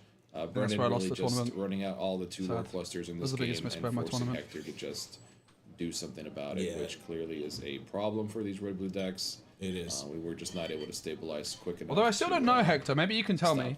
Stop, Brendan. And I want to give a quick shout out. We have 80 plus viewers right now watching the stream. So thank you to those. Let's Again, go, thank you guys. to Go for follow the Mountain Southside people who Gaming on sent Twitch. Send your friends over to come watch this stream. We are so Yes. glad to have you here. So thank you. Absolutely, guys. Make And sure you thank hit you, that Southside follow. Gaming, for letting us. You know, we do not work personally for SSG, but we are blessed to be here. Yeah. And they definitely deserve the follow. They have I want to go amazing, to SSG. You know, That amazing sounds like events. fun. And These kind of streams are fun because you comment and react to play. Absolutely, yeah. So you can do this with more. the Let's staff go, here, they're Silon. so friendly, Thanks for so the nice. You know, they offer all kinds of great prizing. As you saw, we're talking about a free tournament, and they doubled the pricing when they saw how many people showed up. Absolutely. I want to go to It's been a Southside great Gaming. time. Like 8-man pods running, $15 for 8-man pods, and Enchanteds they were including as prize support. So just a fantastic time out here at Southside Gaming. Bye, Robert. Take care, boss. Thanks for the game earlier. Yeah, make sure you follow Hector SSG on their Hector. social Right. medias. I know they have a Question. Facebook. So Hector and I, apparently, who's playing here, see that apparently was my round 2 opponent. I say apparently. Was my round 2 opponent in Seattle. We finished. I won my game 1 on stream. It was 2-2. No, 1-1. We went 1-1. When I went second, I got to 19. Sad. So it's very, very close. And I made a misplay on turn 2. So I go Magic Broom on turn 1. They had a Diablo out. Turn 2, they shifted Diablo. Or whatever. And quested, I think. And then my turn 2, I quested the Magic Broom. And then their turn 3, I missed the... Of course I missed the Fire the Cannons. Of course I did. I think I drew it the next turn. Honestly, I was moulding. I definitely didn't draw that well overall. But I missed the Fire the Cannons. I did draw it a turn later, so it wasn't a big deal. But the misplay I made was Magic Broom Quest. And then I wasn't actually against Emerald Sea. I was up against Amber Emerald. So in my head, I was like, well, I'll just quest for the Magic Broom. And I left it on the board because I Fire the Cannons. I didn't play another character. I didn't draw. I left it on the board. No, I didn't Fire the Cannons yet. I quested with the Broom when the Diablo was still on the board, right? And then they challenged my Magic Broom with their Diablo. Because in my head, I was thinking they're going to go for, like, let the Storm Rage on our strength and just remove the Broom anyway, so I may as well get my lore for it. But it wasn't Emerald Steel. It was Amber Emerald. And my question for Hector, if they remember, goes round 2 of a long tournament that happened about a month ago now. My question for them is, did I know at that point that you were Amber Emerald, or had you actually concealed it from me? Because if you'd actually concealed it from me, you just outplayed me. And if you didn't conceal it from me, I threw the tournament. I said to myself, I have to play perfectly or I'm not making it. My deck was a bit bad. It was good enough, but I needed to play very cleanly, and unfortunately I didn't. That was the one that sticks out to me as the biggest misplay I made. I'm sure there was others. But maybe it wasn't even a misplay. But yeah, I got to 19, and I think, honestly, in the late game, there was some things I could have done to win as well. Hey, Spetsy, I'm working on Ruby Emerald. Oh, 4-drop, Robin Hood and New Maui. Oh, mate, you're talking my language. All right, we're in game 2. It's Vision of the Future, Popsicle. Brennan's going second, has the Cindy down, and it's quested.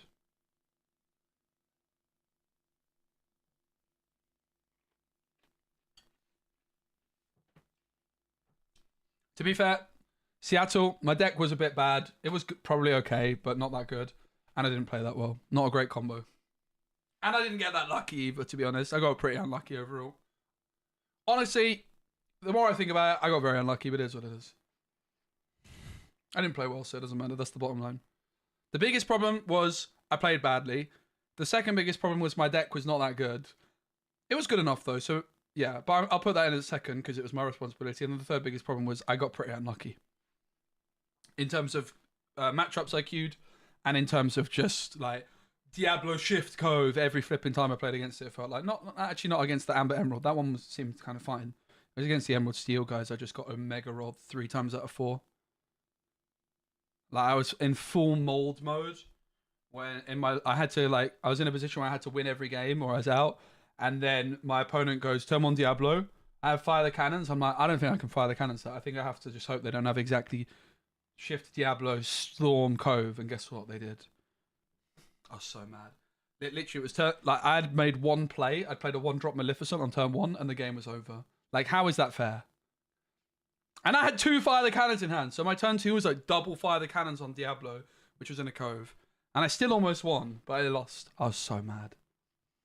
I said to my opponent, I'm like, "Well, this is fun. The game's over already. Great, very, very fun. I'm having so much fun." That was my poor opponent. Can't have been too happy with me. I was fully molding.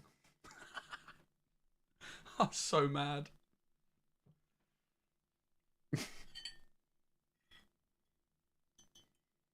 I got to like 17 still or something.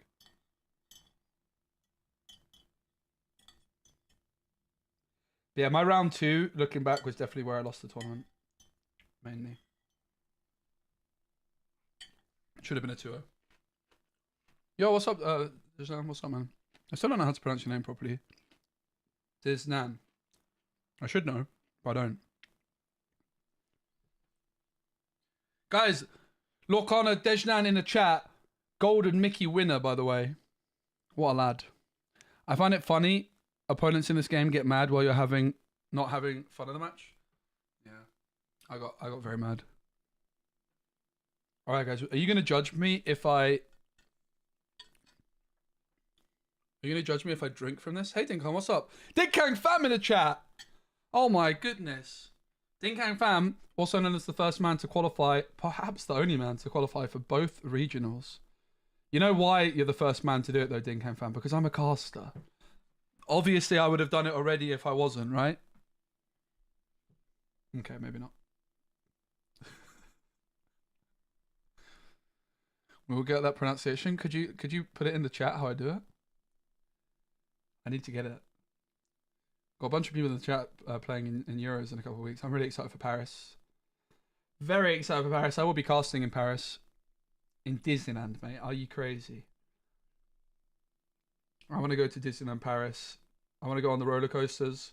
I want to meet Goofy and shake Goofy's hand.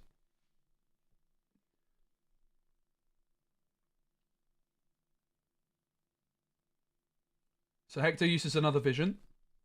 Hector went first in this one, right? So Brennan was going second in this game number 2. Get Goofy to sign your super goofs. Oh my god, Tree 3D. That is an idea and a half. I like the way you think. Is this a good time to mention my signed Mauis that I got recently? I don't know if I mentioned that yet. I did? Once or twice? Oh. So cool. So Marco, the artist of this, there's like 2 artists. I believe Marco did the Maui, not the background. And the other card Marco's done is the Goofy, which is like 10 strength, 10... Jainan? Okay. That's easy, Jainan. Jainan! Sorry for not knowing already, mate. That's poor from me. But he's got the Goofy and the Maui. The Goofy of like 10-10. And I was saying to him, I was like, this is at Lorca Quest in Paris, which I was at like about a month ago now. There was like 15 artists there. 15! That was mental. And we were at like the hotel lobby afterwards. It was like me and all the artists chilling. And I just kept talking about Maui. That's all I talked about. And then like as we were going to bed,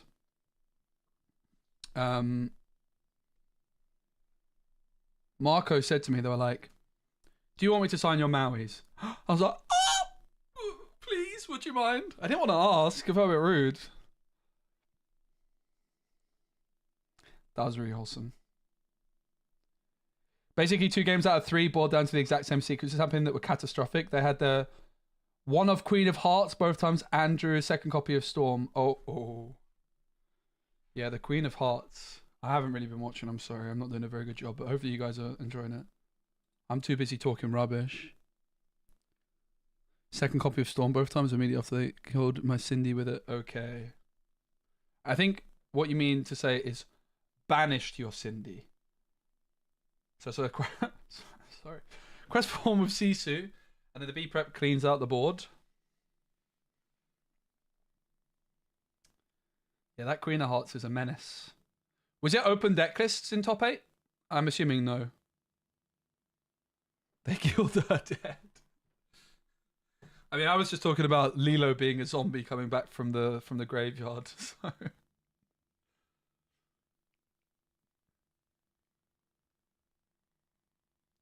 Yeah, 7 lore to 1 at the moment. Wasn't open. You're playing it 4 hours? I am, mate. I certainly am. 4 hours and like 25 minutes. I'll probably have a bit of a break before then, to be fair. I'll probably have a bit of a break. I won't be streaming my games. It's going to be live on the Wonderland stream. Storm Rage On is played on the dock. So 5 ink spent there. Dock was not triggered. Yeah, that's awkward for the Candio there. 5 ink on that is not what you're looking for. A 1-3 with 2 damage. But a nice use of the Storm Rage On just to get rid of it. It's not doing much in this matchup at this point. Of course, dock you don't have to trigger. It's optional. See, I'm playing in like 4 hours or so against Dale, who's a very good player from North America. I'm representing Team EU, even though we Brexited, so I'm not sure how that works. Haha. But yeah, I'm actually a sub. I'm a scrub and didn't make the top 8. You guys didn't vote for me enough, so I finished 9th. In fairness, I didn't really ask for you guys to vote for me because it looked like I was just going to be in it, and then I wasn't. And we tried a late scramble to get some votes, but it wasn't enough. I missed out by like 5 or 6 votes or something. But I'm a sub, and I get to play for Moyen. So I'm kind of surprised Moyen trusts me to play for him, actually. I kind of begged him a bit. A lot. I begged him a lot. So it's a couple docks now, and Lilo's in there. Big Brain healed the dock. Was there a popsicle to heal the opponent's dock? Is that what happened? I missed that. I did not see that one, but that is a banger play. This is probably some of the worst casting you're ever going to see from myself, but it is what it is. Yeah, that is That's not casting. a thing. I'll let you guys get back to it, but Thank I was going to say hi. All right, Monty, we'll see you. We'll see you Monty, come up we'll with the see you next on top stream, 4, buddy. Just cancel Moyen's flight back. All right, and Monty's a good dude. Great. I like the way you think. That's a good idea. Those hats. Absolutely. And while we're plugging stuff here, I just right. wanted to mention that all Don't these judge deck me. lists will be up. Most likely will be posted on Ink Decks and stuff like that. But if you guys want to throw me a follow, either on Twitter or on my YouTube page, I will be making a video under First to 20 is my YouTube name. And there will be a complete video with all the top 8 decks from this event. So definitely shameless. Go to plug First to there. 20 Give YouTube me a right follow. now. And yeah, we'll get right back into the game here as Big Sisu Anyone comes got a link down for us? and takes out. Can you discard a no wave cards of in hand with characters. Doc? You can, because what Doc says is Doc says discard your hand and draw 2 cards. So you are able to discard a hand of 0 cards. It does not say discard a card from your hand and then draw. It says discard your hand, draw 2. So you can discard your hand of 0. You can discard 0 cards, right? However, Prince John, you might be wondering, what does Prince John say? Like, Sudden Chill says discard a card, but Prince John says when your opponent discards a card, draw for each one. That worked out well, didn't it, First to 20? Have you got a link for the YouTube, please, mate? It wasn't intentional, but it worked.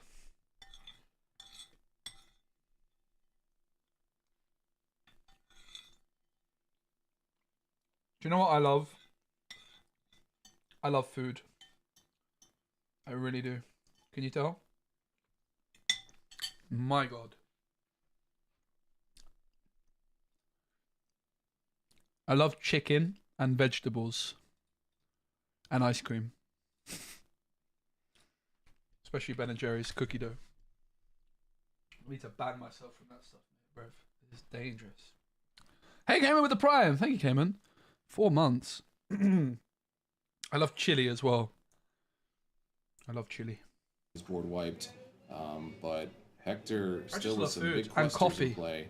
And let's see if he's able to close the gap here. Yeah, and you're looking at a big Sisu here who's got 3 lore. You've got a Tamatoa that I had 2 more things to increases say, but I'm with going to every keep item them that to drops. myself. So Brennan is probably feeling less comfortable than he did probably a couple turns ago.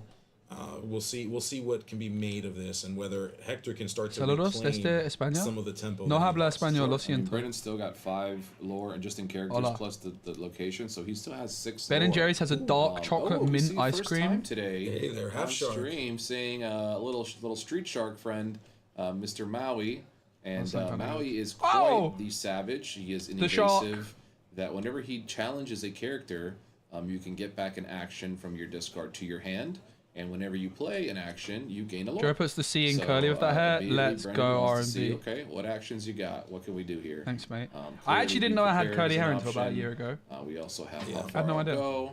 So we shall see if this Maui is able to do any kind of nonsense. Apparently I here. do. Yeah, and I mean other notable inclusions in Hector's deck include you've got the Brawl, you've got Hideaway as well. So there are a few visions R&B, of I bet Visions you're of the glad, future. aren't you, that you didn't So queue these into are me. all cards that are in the deck that I are don't even now know what deck you're turned playing, on so. for gaining. Did you always keep lore. it short? And, No, I just used to a like lot of them at a very low cost, so he can play a few of them in a turn. rub and it with he the can- towel he like can, this. combo them off, or When I was break drying them it, off it as would just possible. go. It wouldn't Absolutely. curl. Yeah, only thing that Have worries you saw me my is earlier comments about Hector character signatures? still Disney has Plus, but you get a little bunch of bit things of a gap signed. to close here does. if he wants to catch up. I'm with well up for lore. that. We're still kind of on the defense mode. We're trying to No, I clear just used out to, like, Brennan's board. Not But dry I it hope properly, and I used to, like, eventually wash we it get every to a day. place where Whereas we now I can, like start to try probably to wash my pressure hair like the once every scoreboard here. 10 days or so. Absolutely, yeah, and with the mine on the table, Would have much rather queued into you. damage coming. As Who are you quick as playing it can be, against? And that's a great place for that Lilo to be. So Let It Go is a great card to answer Lilo because that means that Lilo can stop doing the thing that really caused him. Oh, problems is back it? in the day. Yeah, you hate to see a 5 think I know who it ink is. removal be Is it spent on a Theatum? 2 ink character, but just the fact Yeah. that Lilo will Oh, not that's be a able deck. to continue to That's a deck. recur I haven't herself actually is looked a at it. very I just heard important about it. play here. And I'm going to record my video tomorrow, going going through all the lists and then publish it once all the first rounds are done. Recur herself. Yeah, that's a Yeah, bad the play. I Theatin mean, that deck is was- a deck. That became a very vicious. I actually cycle spoke for with Hector. him It quite a was bit just- in Paris a few weeks ago before Seattle, and he had some cool deck ideas for me.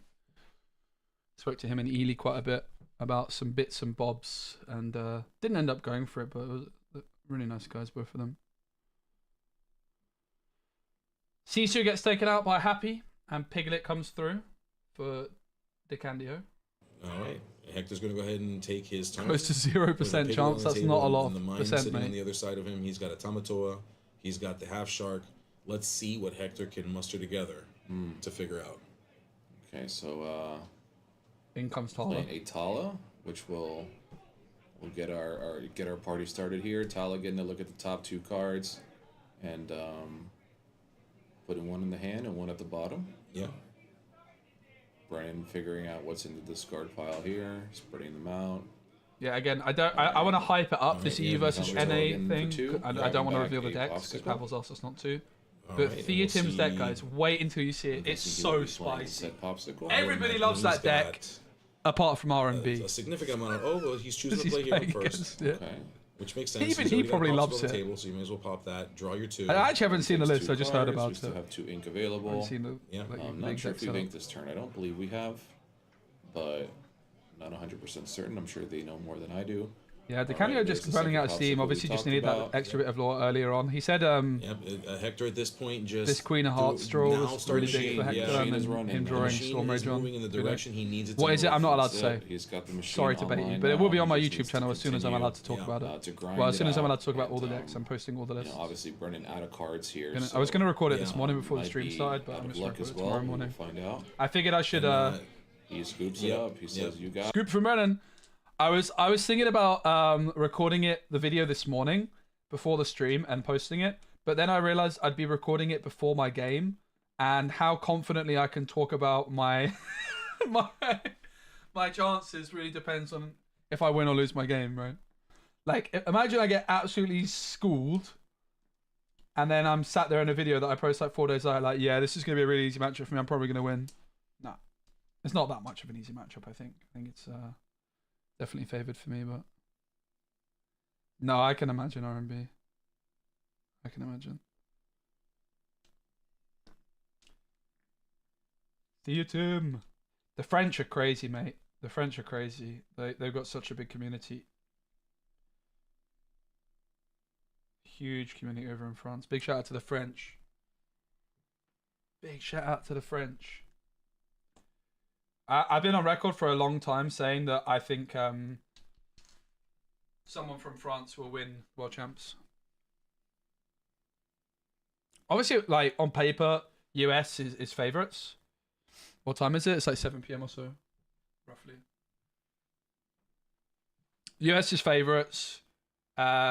Germany, France, probably the next two. Then probably Italy. Then probably Canada. Then probably UK. Don't tell anyone from the UK I said that. That's not going to go down well. Just on paper. UK's got a lot of very good players though. But we haven't won anything yet. We got second in Lille, and since then it's been downhill.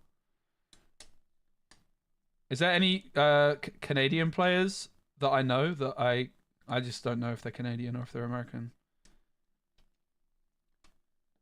On our round 2 game, that game 1, in the first few inks I made were green inks, so you couldn't have known. Oh, okay, Hector, you just outplayed me. Thank you, Hector. Thank you, Hector. Okay, so guys, my biggest...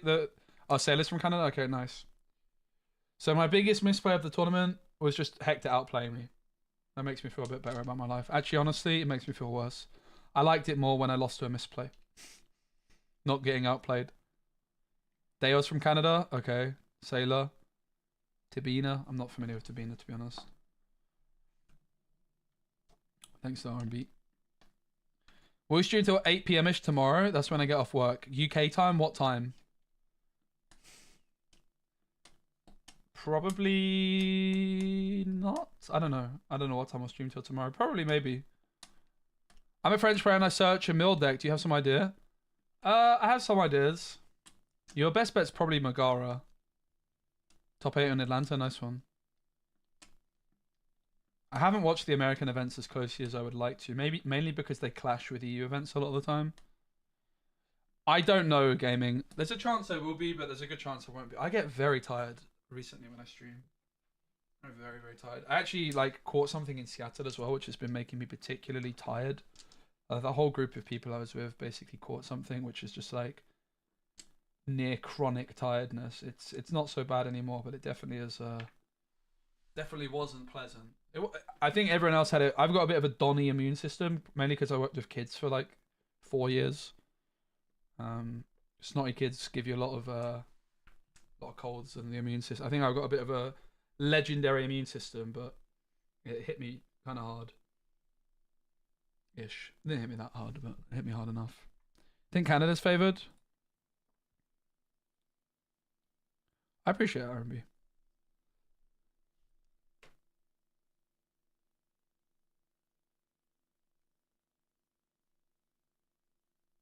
I think the casting on the NA events has got better over as they've done more of them.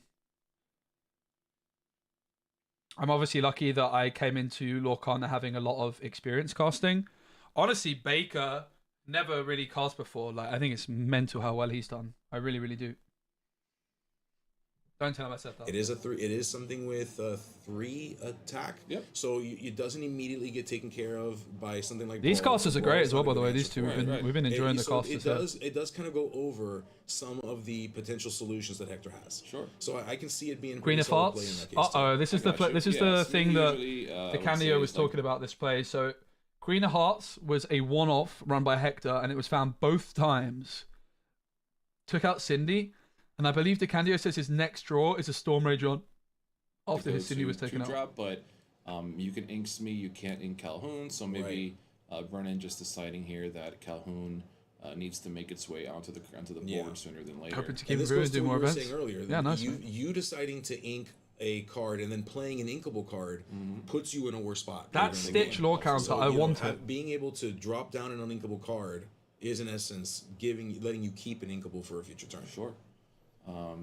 This Queen of Hearts just offering a free hug to Calhoun here, and I'm sure Brennan is thinking about, whether that hug is suspicious or not. Yeah. And whether he should be taking the opportunity to gain that 2 lore off the Queen. I think you gotta take Queen of Hearts out, He continues to study his hand. Curious if he is. It doesn't look like he's I'd be surprised if Brennan doesn't go for that. Which I'm sure he does not want to ink, but we also see a single, 1-drop Cindy, which he has at the front of his hand here. Correct. So I'm curious if he's thinking about inking it or whether he's thinking to play it. Taking a look at the rest of his hand, it does look like there's a little bit of an inking Or it should situation. sit down. He's got 2 cards that appear to be inkable, 3 cards that are not. Am I allowed to use my? So I do think I don't really use this now because I'm Disney boy. For the next couple of turns is something. I used to use this a lot. He's got 3 songs sitting in the back of that hand. Damn it. Calhoun will take the free trade there and I'm not gonna do it. Get 2 lore for Brendan here, and then Brendan looks a little stumped as to what comes next here. Yeah, and if you look, he's got the Lilo and he's got Cinderella as options to ink, and so he's deciding Comes does this Lilo go forever, or do I get rid of a great singer? Definitely a pretty slow turn. He chose for the singer to go away. Brennan. He also has Dock in hand. It looks like also another Let the Storm. Come on, Rage Brennan. as I you believe in mentioned. you. A lot of uninkables. No offense, Hector. I just want the unorthodox Let's see deck to if win, he's mate. able to, And you to make it work crush here. my dreams in Seattle. Come on, Absolutely, Brennan. And I mean, that Lilo was so clutch for Brennan on game 1. I'd be very hard pressed to let it go, to send it to my inkwell as well. Absolutely. Definitely. So, guys, on Saturday I'm in San He Francisco, is Battle of the matchup Bay here, tournament. to make a recurring It's going to be threat streamed to my channel your on opponent both will YouTube not and be able to Twitch. answer every single It's turn. set 6. Only a It good includes Ed, who option won to this have. Lorcana challenge. I believe there might be another Pass player it there back that won a over to Hector challenge, here. but don't quote me on that. Sorry that I don't know that. I should. Can't see his hand. But I would imagine he is also debating. You can use my link here on what's in the he gonna be description and get inking $5 here. off your entry And, fee. so I far, also get like $5 pushback from that, so that's kind of cool. nothing yet. But basically, you just come down, Yes. hang out, come play some Lorcana, maybe get on the stream, play some games against me, Going perhaps into turn 3 and imagine in the Hector downtime. I'd love probably to see you wanting though. ramp a bit If here you're in the if he's area. able to. Small Sisu would be able to clear off the Lilo if he has that small I also Sisu. do sign cards. So I have that an might be a incredible decent play signature. that he has available. It's very professional. Although it would not ramp him. But however, seeing as long as it's taking him to enact this play might be a difficult decision. Impossible Wasn't to able quite see what replicate. he inked there, but Yeah, I mean, I just the write my question name. It's here a bit is, cringe. Can Hector put himself in a position? I like sign cards where and he people can look at me keep like, really? Some card advantage. That's- he can keep that's ramping it? the way he needs to. If you're not ramping as a, Oh, we forgot to tell Ermeister. Ermeister was in the deck chat that's earlier. We got forgot to Sapphire tell him in that it, we were using his signed you're card. not doing what you're supposed to be doing. And so we see a Sisu come down, Sisu! delaying Lilo's ability to quest. You want to see my signature? Okay, imagine the word Speci written out in like a child's handwriting. Brennan's able to figure out what to do with his hand. Yeah. He may not want to burn, There you go. at least not right now, 2 of his ink in order How can we to see the match versus you in doubt? I'll be posting it on my YouTube channel tomorrow morning, the Guru. earlier you deal with Lilo, It's the going to be better, on Yeah, V because Vonderland's chances Twitch. are your opponent's not going to want If you wanna watch it this sacrifice their whole evening. turn to bring it If you back go on every turn. Twitch It's more the and go late to the game Disney where you're Lorcana able to category, continue you'll find it. recurring this Lilo I can deck someone link and V available, Vonderland's channel for that me, it really please, on becomes Twitch, and then I more can of an link issue. it. Am I We winning? do see that there's Of another course I'm Lilo in winning. Brennan's hand. Do you know who He's I chosen am? to I'm ink, Specimen what Gwent. I mean, was it the Specimen mine? Lorcana. The mine, That yeah, was the mine, Dwarven yes. mine, yep, Good to see you, Pavel. absolutely. And we have 3 cards left in Brennan's hand. Anyone got the V Mystery Vonderland amount link, of cards please? left Guys, in look at this Hector's one. hand. Yes. This is Yeah, where I you came can from. certainly feel that there Look at that is artwork. a That is a thought card process art. happening, that there's a level of apprehension. Like, if I play this, will this be the end of my streak? Am I done in this tournament because I put this card down, or because I turned this card sideways? Okay, Great Stone Dragon coming down, which is Yep. a great addition to these kind of decks where they're able to start getting rid of all those characters in their discard and turn them into ink. Yeah. And that'll help Hector be able to ramp ahead without having to sacrifice cards from his own hand here. Exactly. Yeah, and the more you can keep in your hand, the better off you are. And so I think that's a good card in this scenario. He's already got Look one at sitting that in bad his boy. discard pile, ready to be turned into ink. Let's see what can be done with that. Brendan with a bit of an awkward situation here. He was thinking about whether or not he wanted to activate Is that Lilo. all? Chooses What's this card not to. called? Percival, I think. Looks like he would just run out the Lilo from his hand and then dock. Okay, so he Yeah. would draw 2 cards. And as you can That's a see, very lots of weird uninkables choice. were in his hand there. Yeah, and now he's in a position where he It's can a card pull of out a guy two playing reloads, have two cards. reloads on the table at any given point, assuming he's willing to dedicate the lore or the ink rather to do that. All right. We continue to get reports. I'm going to that play our Gwent top again four is soon. slowly I've forming. heard it's in a We really got good spot. Dylan So Crowley, Gwent who's also made finished top four. its We got Dylan. Monty It's a Thompson, who's online made it card as game. well. Okay, so And- we're still waiting on this one other matchup, and we will have. Gwent no longer has developer support where there's no balance changes from the It devs, is but they gonna be set up crazy. what's called I'm excited because Gwentfinity, I know what those decks are, where each and month it's the good to community is see able to vote on balance some great changes. diversity amongst them. Absolutely. And yeah, each month like the meta basically changes a bit. And apparently the game's in an incredibly good state right now, and it's super enjoyable. And there's still like a lot of active players. I am tempted to check it out. I really, really should check it out. I stopped playing Gwent because I was mega burnt out on it because I played it every day for like 3.5 years. And Marvel Snap came out, and I started making content for Snap. But what a game Gwent is, mate! If you guys like free-to-play card games and you're looking for like some kind of digital card game to play, do not sleep on Gwent. Do you want to cast Zach versus Fam with Baker? Yes, I do. As long as it's before Wednesday.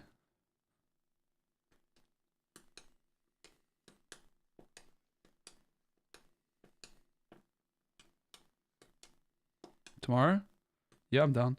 Have I checked out Pokemon TCG Pocket? I have. I think it's absolute garbage. Terrible game.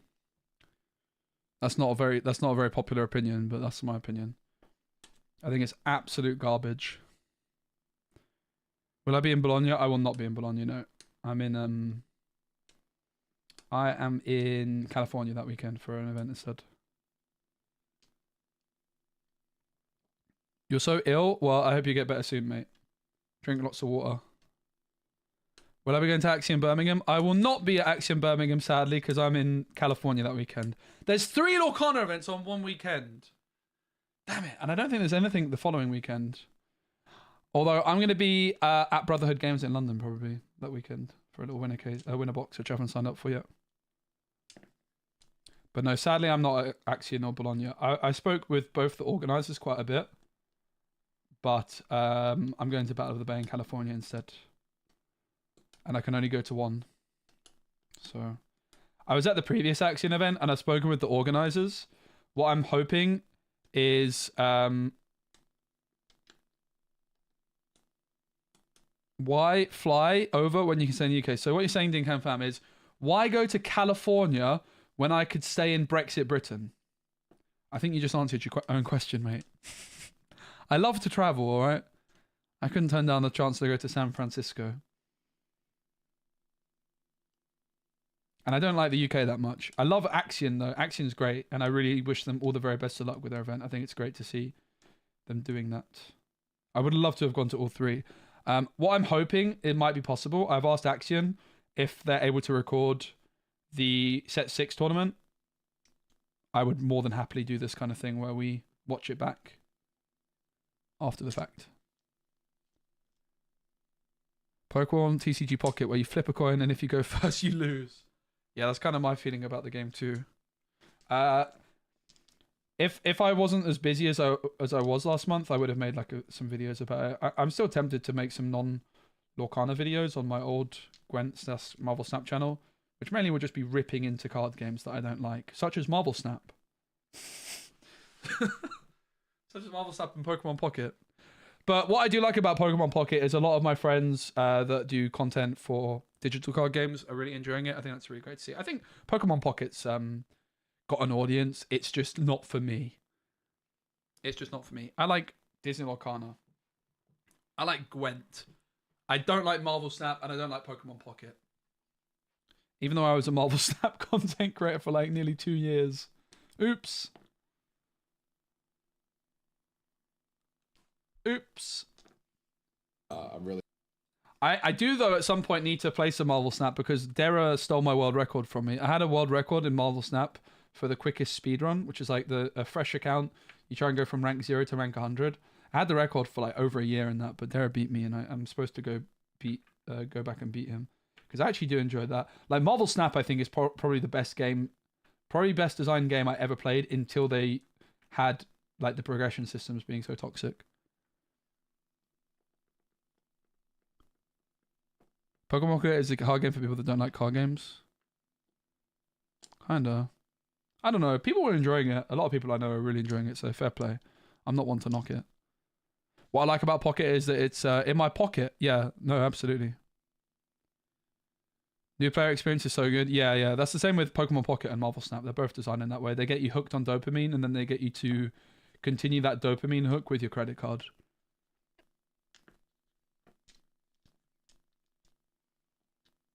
That is basically the whole design of the game on both of them. And I think Pokemon Pocket, a big reason I dislike it so much is because I refused to pay a single penny on it, having experienced Marvel Snap. And I have very, very strong opinions on Marvel Snap progression systems. I've made a lot of videos about it. Not that many videos, but yes. Pokemon Pocket, if you play it as a free-to-play player, is absolutely awful. You get one deck. I got one deck. I moved to New Zealand and played Pokemon Pocket early. Moved to New Zealand. And I had one deck, like a Mewtwo deck, and it's so boring to play. It's so easy. There's no decision making. And then I just can't get any other deck for like 3 weeks later. I still only have one deck. No thanks. You mean the game with the biggest paywall to just acquire a single card I've ever seen? Oh yeah, Pokemon, that's Marvel Snap. But you can't buy the cards. It's a good thing. Also, Ben Bro didn't take me out for dinner when I was in San Diego, and I'm still salty about that. That's the real reason I don't like the game. I was at San Diego Comic Con and Ben Brode was there and he didn't take me out for dinner even though I was a content creator. I felt a bit left out. I'm not even kidding. I was all the way in San Diego. Come on. There's more to that story. But yeah, I was the first ever streamer actually in the Marvel Snap category on Twitch, believe it or not. I was in on it from the very first day. They sent me like a box out saying that we're announcing like our new game tomorrow at this time. So I was live when it got announced. And as soon as I saw it, I was like, oh my God, this game's going to be insanely good. And I love the look of it. And it was an incredibly designed game, incredibly successful, just not for me. And the progression systems were incredibly toxic. But it made also a ton of money, so fair enough. I think I spent like $50 on Golfer Pocket and have every tier 1. Okay, that's nice. But yeah, still $50, innit? Still a lot of money.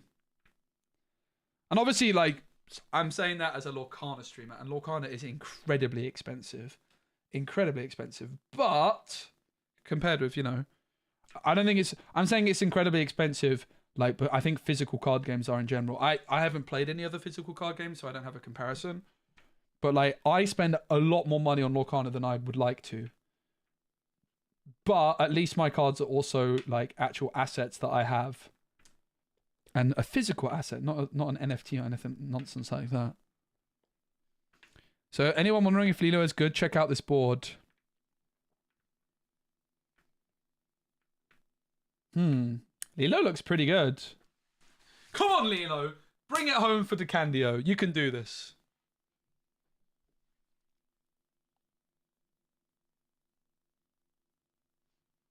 Come on, the Candio. Is Emerald Steel really only $400? It's interesting.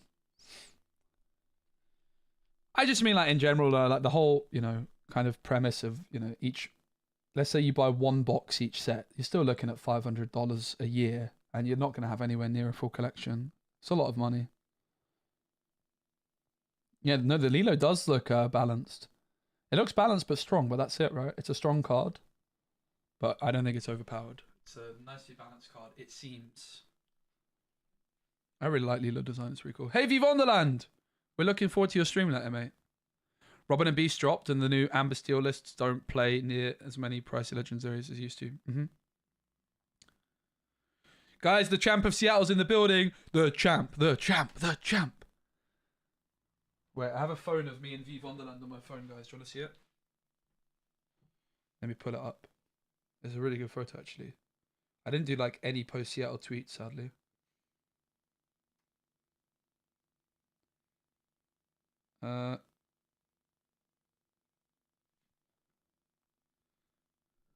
Oh, let's go! Me and the champ. Also, shout out to this Don. Funny story. Hopefully this Don is watching. That would be so funny if he is. Shout out to this Don. So, when it was leaving the venue, I said to Moyen, basically when you try and leave the venue, a lot of the time it takes like, you're like, right, let's leave. And then it ends up taking like 45 minutes. So I said to Moyen jokingly, I was like, right, let's see who gets stopped for more photos between now and when we leave. And then right as we were leaving the venue for the very last time, I just go up to this guy with my phone and go, hi mate, you want to take a picture with me? And took it on my own phone. So dumb. That's my favorite photo from the whole of Seattle. So I'm curious, how should online games make money if they all have to be super free to play friendly? I don't think they all have to be super free to play friendly, Skylar, at all. However, I do have issues with very toxic and predatory monetary systems, which Marvel Snap 100% falls under that category. And I don't like pay to win. I should be able to... I don't want to play a game where I have to... Basically, it's fine. If people enjoy that, that's fine. I just don't like... For me as a content creator, you have to bear in mind, right? On Marvel Snap, I was buying a season pass every month for $10, and I was spending money. And I'm normalizing that behavior where it's normal to spend $10 a month on a paid wall card. That should not be a thing. You should not be forced to load up a wallet to get a card. You should have other ways to do it, particularly in a digital card game. I think in a physical card game, it's slightly different because it is an asset which you can then sell, right? In a digital card game, that is not the case, unless you want to go down the NFT route, which I don't think is going to work particularly well because people don't really like that. That is what's interesting, I will say, about crypto games and card games. That's why I see a lot of card games be a lot of crypto games kind of aiming at the card game market, because NFTs are something that people are looking to find a use for. And as things go, card games kind of make quite a bit of sense. But I'm not really sure that the world's ready for that. I would imagine at some point they might be. I don't think they're ready just yet. And yeah, Marvel Snap was just so predatory, mate. I hated it eventually. I got to the point where it really, really made me quite unhappy to play for a lot of reasons. But yeah. Marvel Snap's a great game. Very, very well designed. Have I enjoyed the Bazaar? I've really liked the Bazaar. I got a bit addicted to it, to be honest. Got a bit hooked.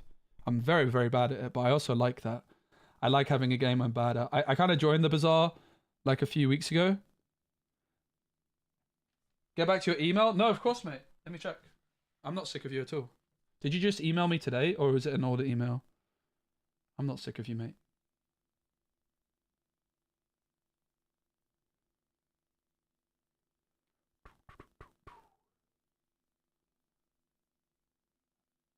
I can't see it.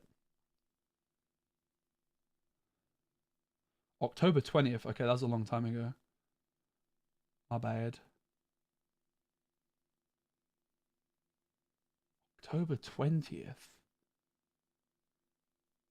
Can you resend it? I'm not seeing it. Maybe resend it, please. Sorry, mate. Alright, Porter Candio is at 16. Hector's got the board back. What is this tournament? This was a tournament on Saturday, the day after the release, at Southside Games in America.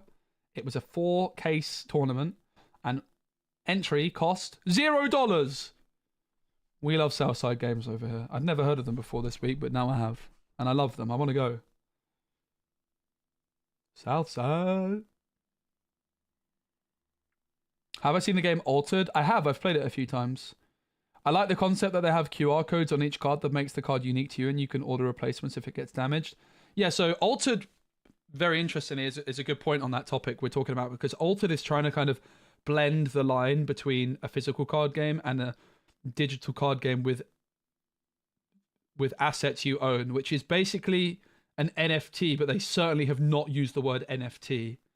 So Altered has, as Quarter Pounds mentioned, a QR code on the front of the card, which, by the way, that's a bit dead, isn't it? It's not the prettiest thing to look at. Yeah, the QR code being on the front of the card, yeah, I agree. It's not great, is it? Now, what I do quite like about that, you can like order more and print it. What I really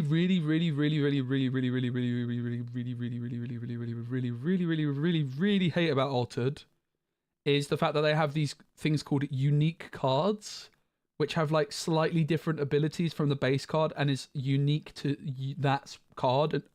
That's so dumb. I'm sorry, but I absolutely hate that. No thanks. I just don't understand how that could possibly ever be a good idea. Unique rarity is funny on casual level, but competitive is madness. Yeah, it's absolutely absurd. I don't understand. Maybe Altered's not aiming at like being super competitive though. I don't know. But so Altered is made by French developers, and I know that there's been some big tournaments of Altered in France, but I know it's also struggling to catch on in the States. I've played Altered a few times and I had fun, but I really struggle to see the depth in the game. But that's also maybe because I only played a few times and played the starter deck, so... Altered's fun, but it's not really for me either, I think. I haven't really played any other card game I love. I played a tiny bit of One Piece. I'm not really sure that's for me either. And I played a game at Essen recently called Sorcery. Has anyone played that? Sorcery. That's an interesting one. I'm not massively convinced for several reasons, but I had a lot of fun. I had a lot of fun playing it. I really did have a lot of fun playing it.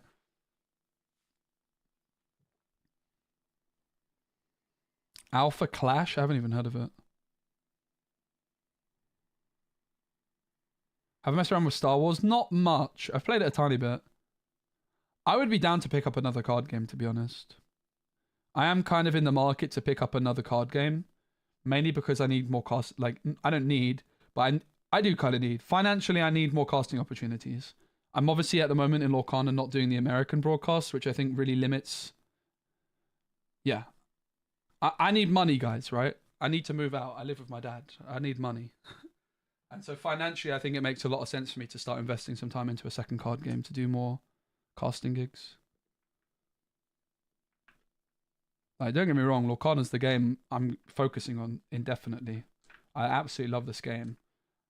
But I think I probably need to start investing some time into some other card games to pick up some other casting gigs. Like, One Piece is probably the one I'm most interested in.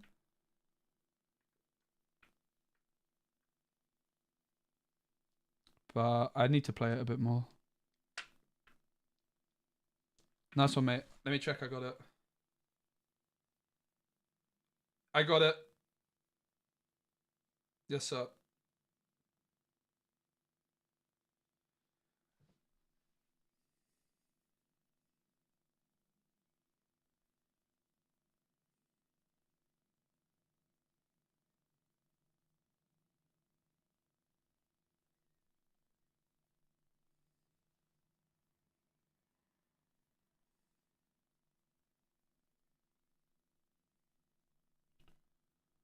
Yeah, unlucky, Mr. Brennan DeCandio. Hector takes it. Those Queen of Hearts were the difference maker, as you mentioned.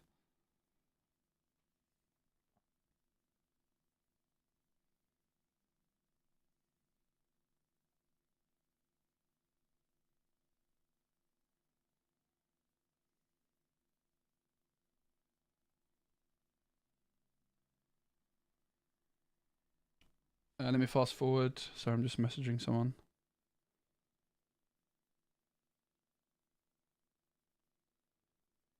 So yeah, Brennan got definitely a bit unlucky in the early one. He was the top seed, and then got knocked out.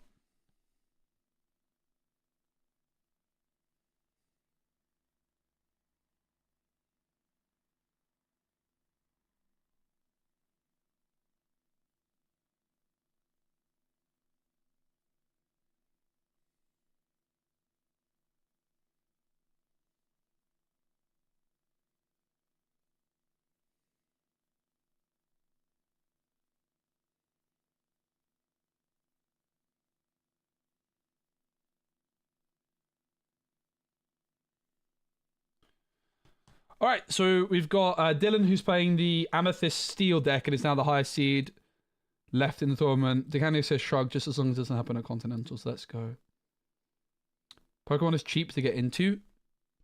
And plenty of events for casting opportunities. I'm sure Ross could help you get contacts. Yeah, I'm not really that interested in picking up Pokemon TCG. I've heard Pokemon TCG is doing incredibly well, though, but nah. I'm not really interested in picking up a game that's like 20 years old at this point, to be honest, mate. Not really that interested in Pokemon TCG. Let me rephrase that. I'm not. I actually did have a think with Pokemon Pocket. If Pokemon Pocket came out and I loved it, I would have been pretty interested in investing into Pokemon TCG as well. But I didn't like Pocket. Not really interested in trying to get into the TCG either, if I'm honest. Don't get into Yu-Gi-Oh! Don't worry, I won't. Okay, I can guarantee the one game I will not be getting into is Yu-Gi-Oh! Someone asked me earlier if I played Yu-Gi-Oh! What's it called, like Master Duel or whatever? Yeah, I did, and I hated it. I just don't like the fact that I'm 20 years behind everyone. I want to be able to like build cool decks and stuff. Dragon Ball Super Fusion World was pretty fun. Old school Yu-Gi-Oh! Format, I've heard that's pretty fun, yeah. Not super interested though. Digimon's making a comeback. Interesting. Most likely, I will just try and keep doing Lorcana, and hopefully I can get more casting opportunities for Lorcana. Obviously, Lorcana's coming to Asia next year as well, which is really exciting. Very soon, actually.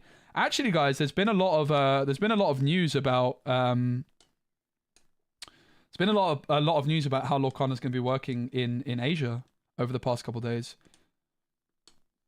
Alestrals, I've never played it. They offered to send me a box a while ago, and I said I'm down for like some sponsored content, but I just don't really have like, I don't know. Time to practice Mandarin. I was actually thinking I could do Duolingo. Not super interested in Lestrals either. I don't know. I'll check it out. I'm definitely more interested now that Pavel's involved with it in some way with the digital client, but I don't know.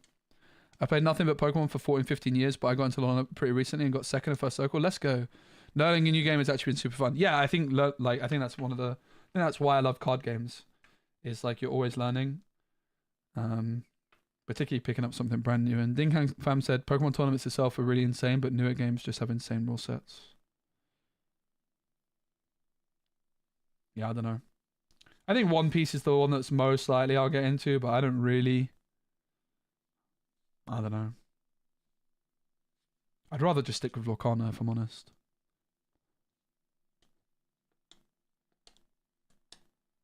But we'll see what the future holds. But yeah, there's been some interesting information with Lorcana in Asia releasing in the last couple days.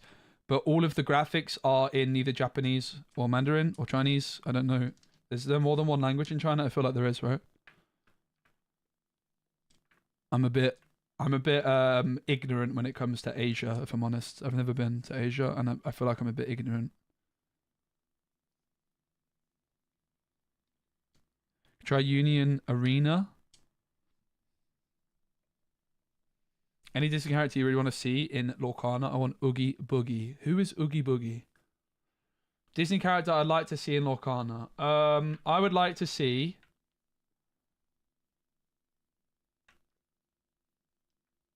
I don't know. Not really. There's nothing that really comes to mind. Usually it works the other way around. There's cards that come to Lorcana, I'm like, and then I watch the film. That's kind of how I kind of work in reverse. So Dylan's got a really nice wide board here. They played the Pete and then the Genie.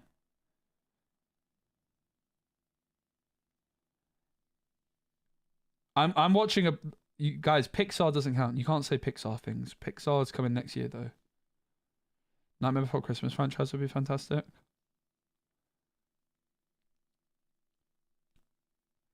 But yeah, I'm supposed to be on a bit of a Pixar film watch binge this week because I'm going to Pixar Studios, I think on Thursday. Mad! How crazy is that? What a world. I did not deserve this. So thanks guys for all the support. Many different dialects of Chinese. Mandarin is spoken by about 65%. Interesting. Yeah, so Teng Ma, who's one of the players who's qualified for Continentals, is from the UK and has a Chinese heritage, and he's kind of told me some of the things and bits and bobs.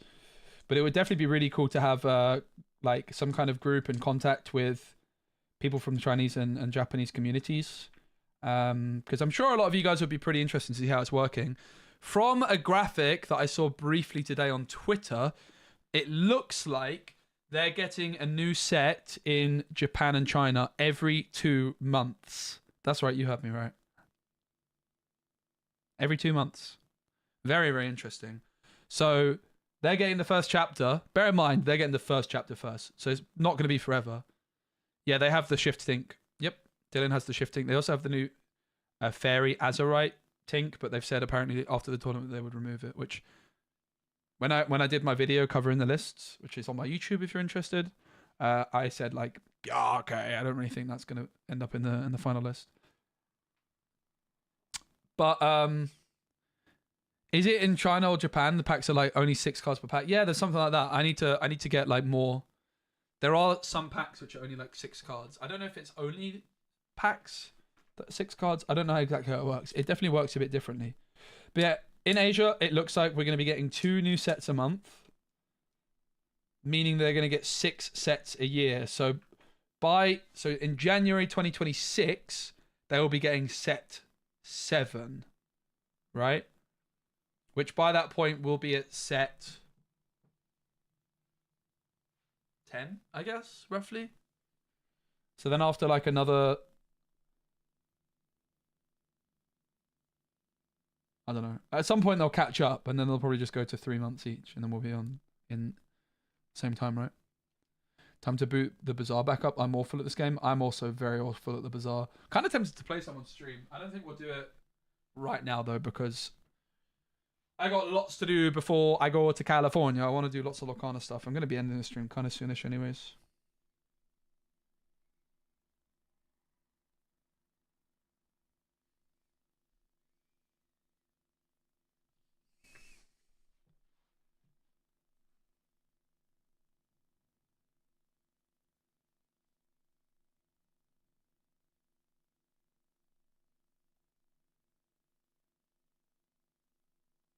Sorry, I'm just trying to sort something out about this. To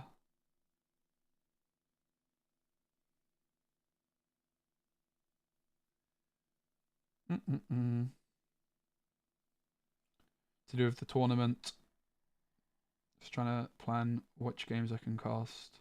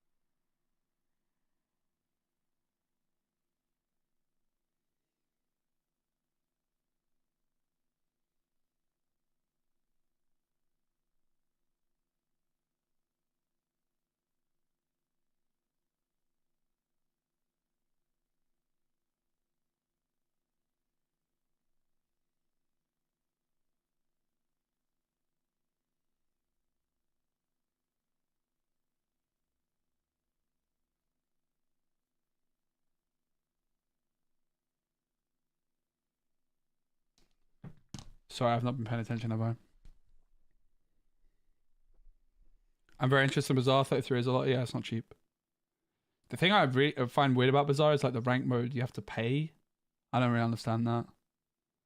It's like paid entrance for the rank mode, basically. I'm not really sure I can get behind that. Yeah, I think quarter pants is just for catch up. I agree. They did the same thing in Australia, which I think was a massive mistake that only hurt the game. Everyone was financially burnt out before set 5. That's interesting. That is very interesting. How is the game doing in Australia and New Zealand? Definitely a shame that there was no Lorcana challenge events as well, right?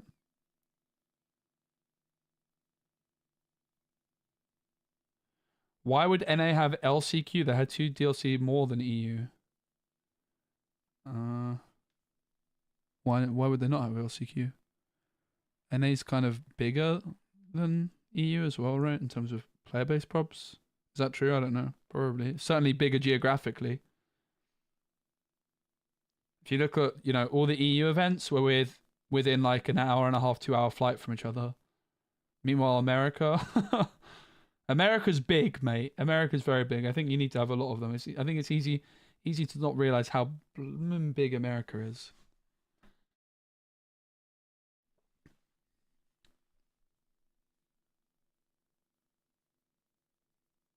Yeah, also, that's true. A couple of the American events were only 1,000 player events, right? I think 2 of them were 1,000 player events.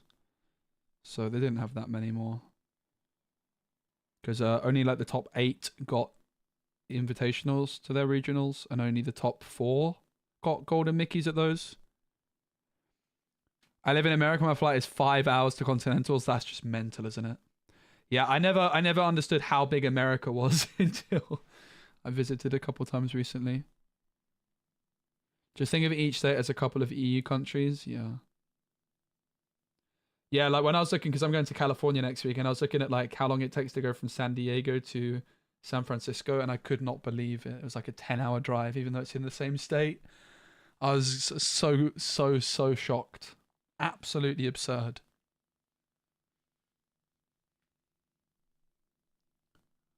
Yeah, so this Tinkerbell in the discard is not a very good card, I think. It's like whenever this character quests, your other fairy characters quest for 1, and it's a shift 5.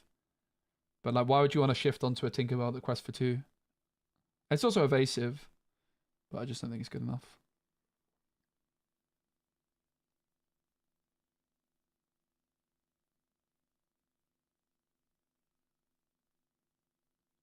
Yeah, so not all events with 60 invites. Yep.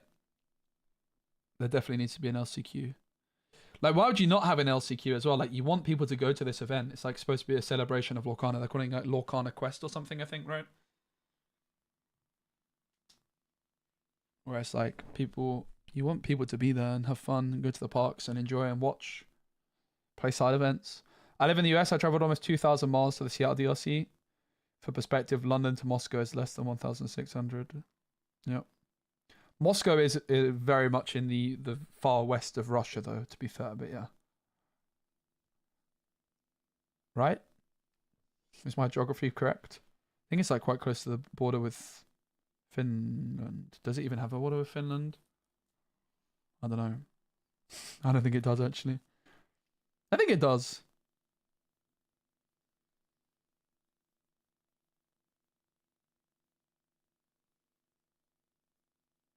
The body, yeah. Apparently, Wonderland, they said after the tournament that they would have cut it anyway. This is obviously like a tournament that happened like the day after the release. No, they would want only to have invited people play with +1. Yeah, no thanks.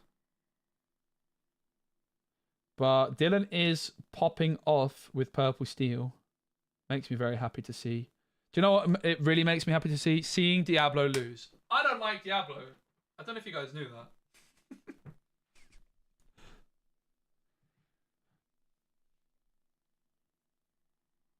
I don't know if you knew that, but I don't really like Diablo that much.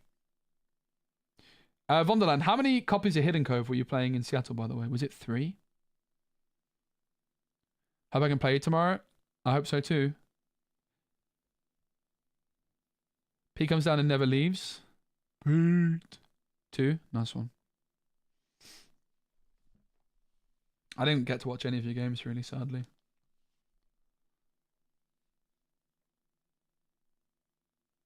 If Diablo loses, it doesn't need to be banned. Oh yeah, that's alright. Copy place for the Forbidden Mountain. Oh, nice. I met some of the Forbidden Mountain people in Seattle. Everyone in Seattle was very, very lovely, by the way. I had a great time meeting people. My one big regret about Seattle is that we didn't get to hang out more as a Lorcana community after the event. Like, I kind of lost where everyone went a bit. Are we streaming till your game at midnight? No. I'm streaming for a while longer still, but then I need to like go do some exercise or something before my tournament game. I probably need to go to the gym, mate. I just really, really need to get into the gym. Lose this belly of mine I've got going on. But if not, I'll go for a walk. Maybe I should go for a run. I don't really like running. I like walking. So no, I'm going to be streaming for a bit longer, but I'm not actually streaming my game later anyway. It's on V Wonderland stream. Specie gym stream. Maybe one day. You can judge my form. Take the stream with you on the walk. I don't want to dox myself. Another time I will though. Why did you put the location vertical like that? Yeah, I'm not sure I like it either. I do want to do... I used to do some IRL streams though. Like one thing I'm definitely interested in doing is when I go to like conventions, for example, like doing some streams from conventions. Time to get into Pokemon Go. I did love a bit of Pokemon Go. I walk a lot, guys. Like, I walk more than any other Lorcana streamer, guaranteed. Like, I walk a lot. I walk so much that I don't have time to do anything else. So when I'm like, yeah, I've been too busy, it's because I've been walking. But do you know what else I do a lot of? Eating. I eat a lot as well. So if I didn't walk, I'd be in trouble.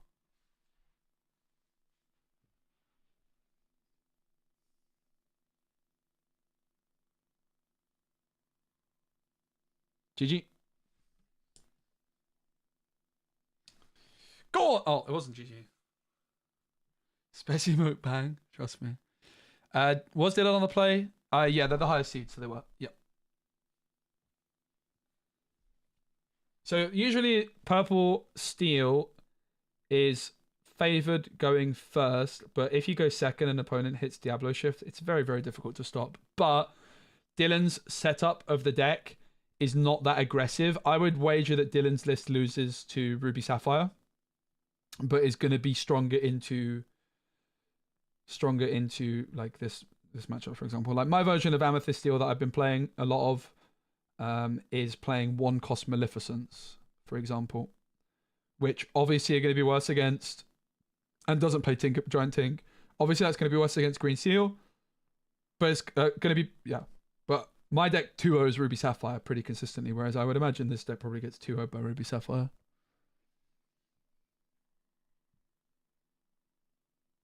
That's actually the other thing for me, looking back at my event in Seattle, there was one game I didn't 2-0 Ruby Sapphire, and if my deck didn't 2-0 Ruby Sapphire, why on earth am I playing it?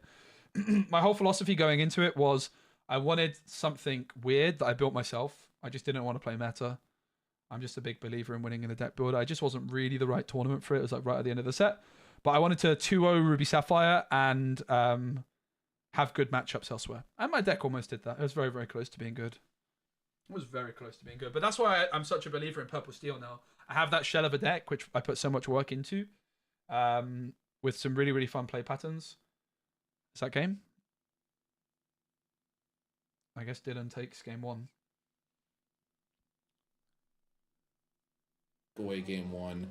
Ooh, kind of scary there at the end. Yeah, that was. Yeah, that. Yeah, Dylan took that. They couldn't answer the Chernobog.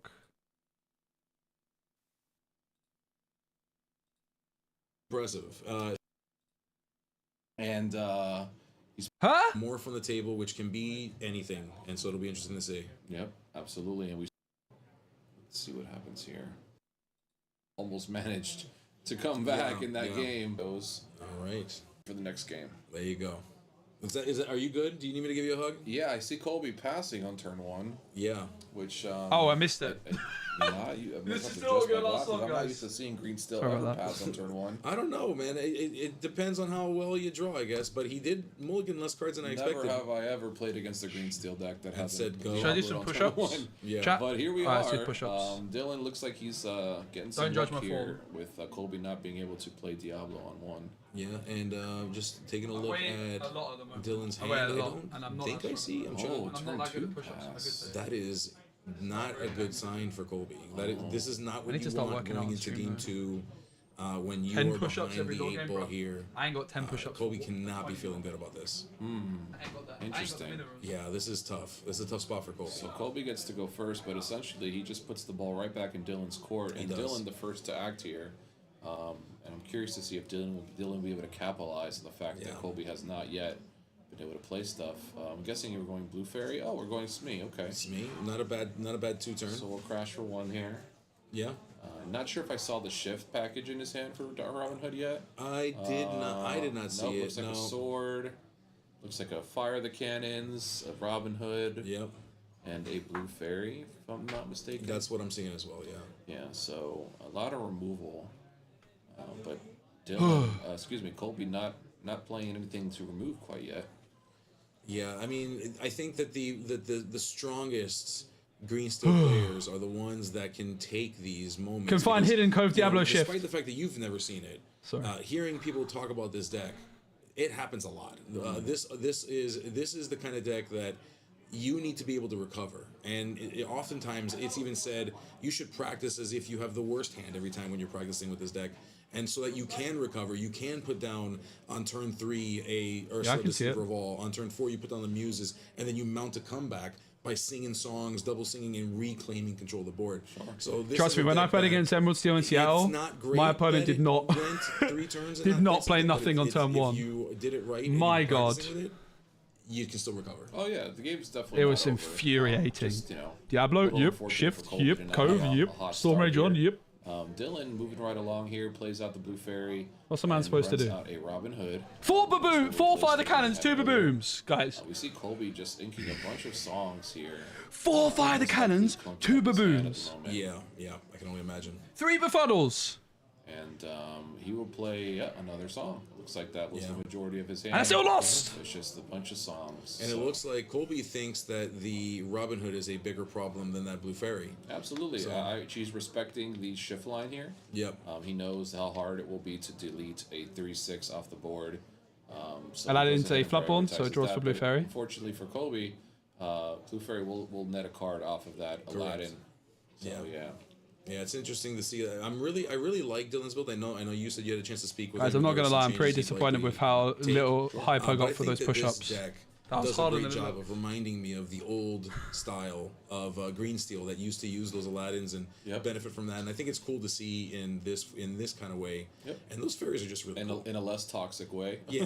And if you're not discarding a card every time this happens. And I've told Mikey, I said my goal is to beat him with a fairy deck, and I think this might be the one I do it with. That's that's a good attempt. I'm curious to see what other fairies will come out in the future. Yeah. Beast is definitely keeping Colby in it, but not anymore. Hello, GG. Now it's over. Breaker. Yikes! I love to see it. Bell's a great card. Over the SME damage into the beast. Yeah. Cutting off. Do you remember there was that one YouTuber that started playing Bell? And adding a 4/4 that quest for 2 to the board. Yeah. Really strong play. A lot of people are iffy about that Bell. I see her make some really disgusting plays from time to time. Yes. So really great to see. Yeah, I think like as a one-off, she's very, very good. Yeah, it's cool. And we're just getting word now from the floor that Monty Thompson has won Game 1 against Hector. Okay. So it'll be interesting to see how that plans out too as we continue through the semifinals. Okay. Yeah, super excited to see. Yeah, absolutely. All right. So we see Colby go ahead and put down another ink here, as he looks through his hand and figures out what's the way that we're going to come back into this game, because as of till right now, it's been pretty much the Dylan show. Dylan's been just curving out here and been foiling all the plans. Oh, okay. That's a double Diablo. Some problems for you if you can draw into the. Wouldn't it be a shame if it was double fire cannons? I see the chat saying, "Well, he has the nuts. Great play. Yeah, absolutely." What's that new card called where you can double fire the phenomenal. Cannons if you discard a card? So I do agree with you guys there. Bam bam. And we do see Beast. He is a huge beast now. He's able to attack into anything he pleases, essentially, but not drawing cards, which is what Colby really needs it for. Absolutely, yeah. And I mean, Dylan at this point is sitting here and just kind of enjoying the moment. But those Diablos are certainly causing pause for Dylan to think about what you need to do to move forward. You got a Blue Fairy down. You were hoping to draw, and now we are entering into a phase where Colby will be able to draw multiple times over the one time that Dylan draws. And so we want to make sure you got to think about how do you deal with that, because that can change the game in Colby's direction. Absolutely, definitely agree with that. And Twin Fire, yeah. Thankfully, he does have more cards in his hand. I think he did still have a fire that can. I thought I saw one, and there Bam! it is. And a choice was made to use it on the beast. Bam! Because he also has grab your sword. GG, see you later, alligator. See you later, Colby. And Colby recognizing that that is the end. Colby extending the hand after the back breaking. So I think this is all right. This is the second semi-final. Hector, who we saw beat DeCandio, and the winner of this will go on to versus the finals Monty. To play this is the second. This is game 3 of the semi. Beautiful purple. Good shout from the organizers to get this on camera as well. Let's see which one of these two is able to pull ahead. Hector, as we know, is on that red-blue, and Monty playing a little something spicy here today. He is playing a red-yellow aggro deck. Ooh. You heard that right. Oh yeah, I remember it's this. not location based. No. It's just straight aggro, and he's playing Just in Time and a bunch of other funky stuff. So Monty bringing his little homebrew with him today, and it's. If you guys didn't see on the stream earlier what we were playing, almost finals, one game away from. It was a absolute spice. It is such a fun deck. You go turn 3, this just in time, into this Jim Hawkins, interesting and exciting game. into this. They've been having a good time out there, and so they've wrapped up their game 3. We figured we got a shot. And the Sugar Rush Speedways.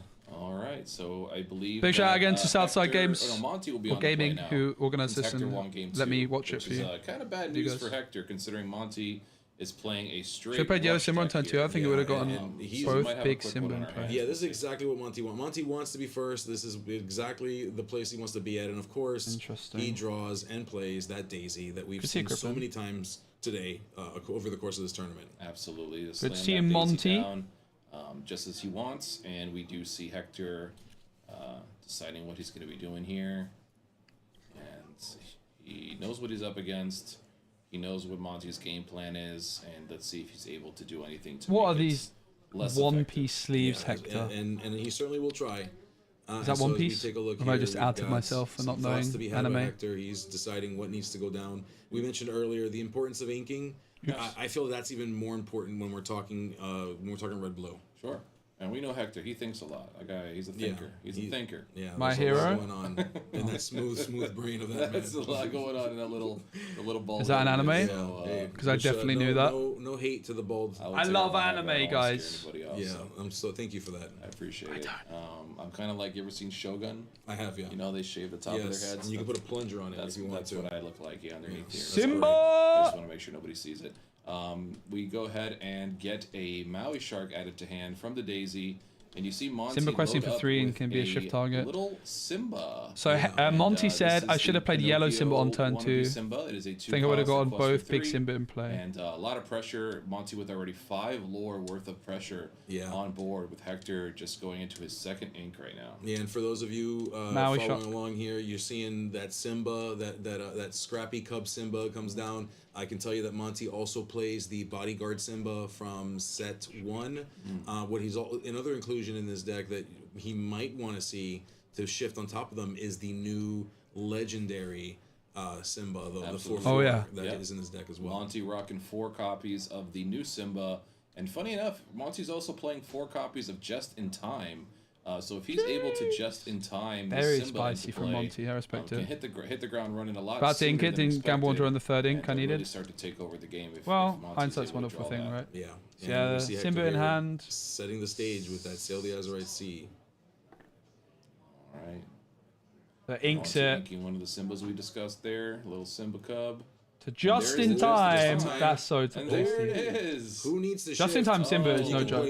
I spoke it into existence here. Krakatoa. We go ahead and slam the Simba into play with a just in time. Yep. And my hand is 2 big Simba and just in time. It does a lot of pain. So what it does do for those of you following along at the end of your turn, if this character is exerted, you may ready your other didn't you have to ink it though? Did you have anything else to ink? For Hector. Hector does not like. I feel like you have to. You can't not ink it, right? A start of ramping and popsicles and really no way to deal with these characters as Monty just jumped up so quickly in his lore count. Hector also, unfortunately, even if you remember, guys. A removal option such as Brawl or such as Medusa, unable to target this giant lion unless he draws a ice cube. Right, so you could have played Simba. But being big enough. Right now, I think you can't make that play realistically. I think you've got to do this. So I love that. Yeah.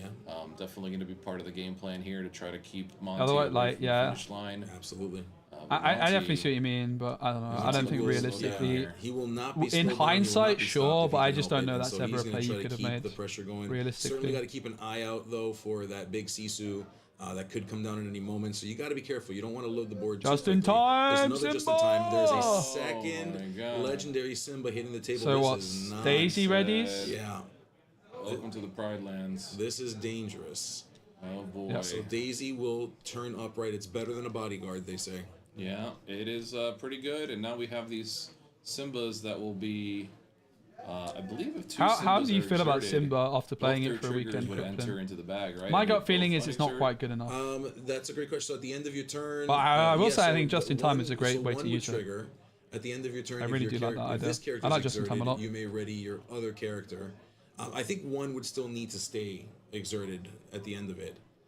My gut feeling is because Steel, one would Amber, some kind of Prior trigger, Lands and then deck might oh, work, wait, that's but a good I don't know. question. No, I think We looked both at it the earlier and it triggers looked a bit enter the bag clunky. at the same time. Skittles! We need a judge to make that call, make that ruling for us. Yeah, he's asked how many Skittles! times. Every card Monty has played is uninkable. Yeah. And he What just kind in of, time, so he what has, kind like, of no Skittles cards are in hand. those, He's guys? at 11, right? Yeah, he is at 11. He's at 11. Yes. Yeah, is 4-4's a correct. nice stat line. Yeah, we'll get a judge ruling on that Yeah, on that if legendary. I'm not mistaken, both Simba triggers enter the bag at the end of turn. My gut feeling on the Simbas would be one readies the other and one doesn't ready. Like, I think one would be We'll try to exerted. find an answer at some Guys, point. we're just here to talk. We're not here to judge. We're known for so, what's up, like seals. Let's go. I'll leave that to somebody else. Barry. However, I'm pretty sure it is that here if there's to double judge Simba, with you just pick dark the order they eyes. happen in, right? So one would ready one, and then the other would be at least ready to the one, chat's ready already the other not one. They cannot ready each other. I think it checks if he exerts at the removal of the bag as well. Okay. Yeah, so I think only one would fire with the other one Whatever. wouldn't. Whatever. I don't want to be wrong. Should use so those we'll see damage whatever. counters. All right. Hey, Weaver, good to see So you, mate. whatever, that's Whatever. cool. You know what? But I need you to commit. I need you to commit to this. I'm tired of you not being committed to me. You know, it's been a long day. I don't want to commit to anything right now except for some sleep. Fair enough. All right. Well, I'm committed to watching these games because these have been a banger. So these They've have been fantastic live at games this to point watch. for 9 hours. And Big we've shout got out to the Monty sitting at casters. 13 lore. Bringing the vibes. You're looking at, you're It looking is at not a easy to cast for very so long. precarious board state. You got the legendary Simba that has been used to great effect in this game. Two firing off at the same time, so it should be interesting. Honestly, if you go back and watch like the Lil finals, Yes, my voice I was agree so with shot to Maui would be pieces. huge here. It's mental. That would We'll be check. We'll ask Joe for you. In Borkum as well, actually, my voice. I think it was Borkum. My voice was gone a bit. Yeah, we'll let Joe know as well as Wendy. Yeah. I'm Joe. I believe Joe is from the Slabanese tribe. Correct. Yeah, that's so I've heard. We want to be respectful Eh? of that. Absolutely. So let's see here. I don't know. We what that means. have Hector looking into the future, and let's see if he finds anything worth talking about in the future here. 9 a.m. and drove away 1 a.m. We're looking for what Maui. We're looking for 9 hour cast is what else sponsored by is he Strepsils. looking for? Funny you That's say something. that. What was that? In my bag, in my suitcase, ready for San Francisco, I've got Strepsils in my suitcase. debating. I haven't packed anything Probably yet, ask him but I've about the packed my cards are in his Strepsils, hand. and I'm not kidding. You know, the usual Hector stuff. Yeah, haven't Hector packed wants to make anything sure yet, apart that from the Monty is Strepsils. very aware of the number of cards in his hand. I saw them. I was like, oh yeah, I better put them in my bag so I don't forget. Oh my god. So the one thing I packed. All right. Sorry if it seems like we're making more jokes than usual, guys. Hector and Monty, both locals. No, here. we like the Yeah. jokes. Both We great like the sports jokes. and good friends of ours. So just having a little fun here at the end of our day. But no Absolutely. matter who wins here, you can bet that we're going to have an amazing finals in just a little bit here. So let's see how this game plays Come out. on, Monty. Yeah. No offense, Hector, Hector. crashing I'm in. so salty And that Mikey Hector beat called me it, in the Maui comes down, Seattle, takes mate. out that legendary Actually, he Simba, didn't beat me. We drew. It was and 1-1. may change It the just felt like may a loss. change the whole complexion of this game. All right. It just felt like a loss because I got to 19 in Our 9 eye in the seconds. sky telling us that Medusa is also in hand for Hector. I think I misplayed Which it is in going late to be game very as well. useful against all these micro threats here. Yeah, Sad. yeah. Well, Monty's saying, hey, if you've got it, then you got to flaunt it because I've got so many options. Lilo, for you to choose Daisy, from. Monty to Piglet. 16. He was able to dump 2 Here characters in we play. go. Yep, Monty to can't assist lose that from here. Piglet. Oh wait, it's Ruby Ooh, Sapphire. baby. That will be a problem. All right, That will be a Hector problem. says, wait one moment.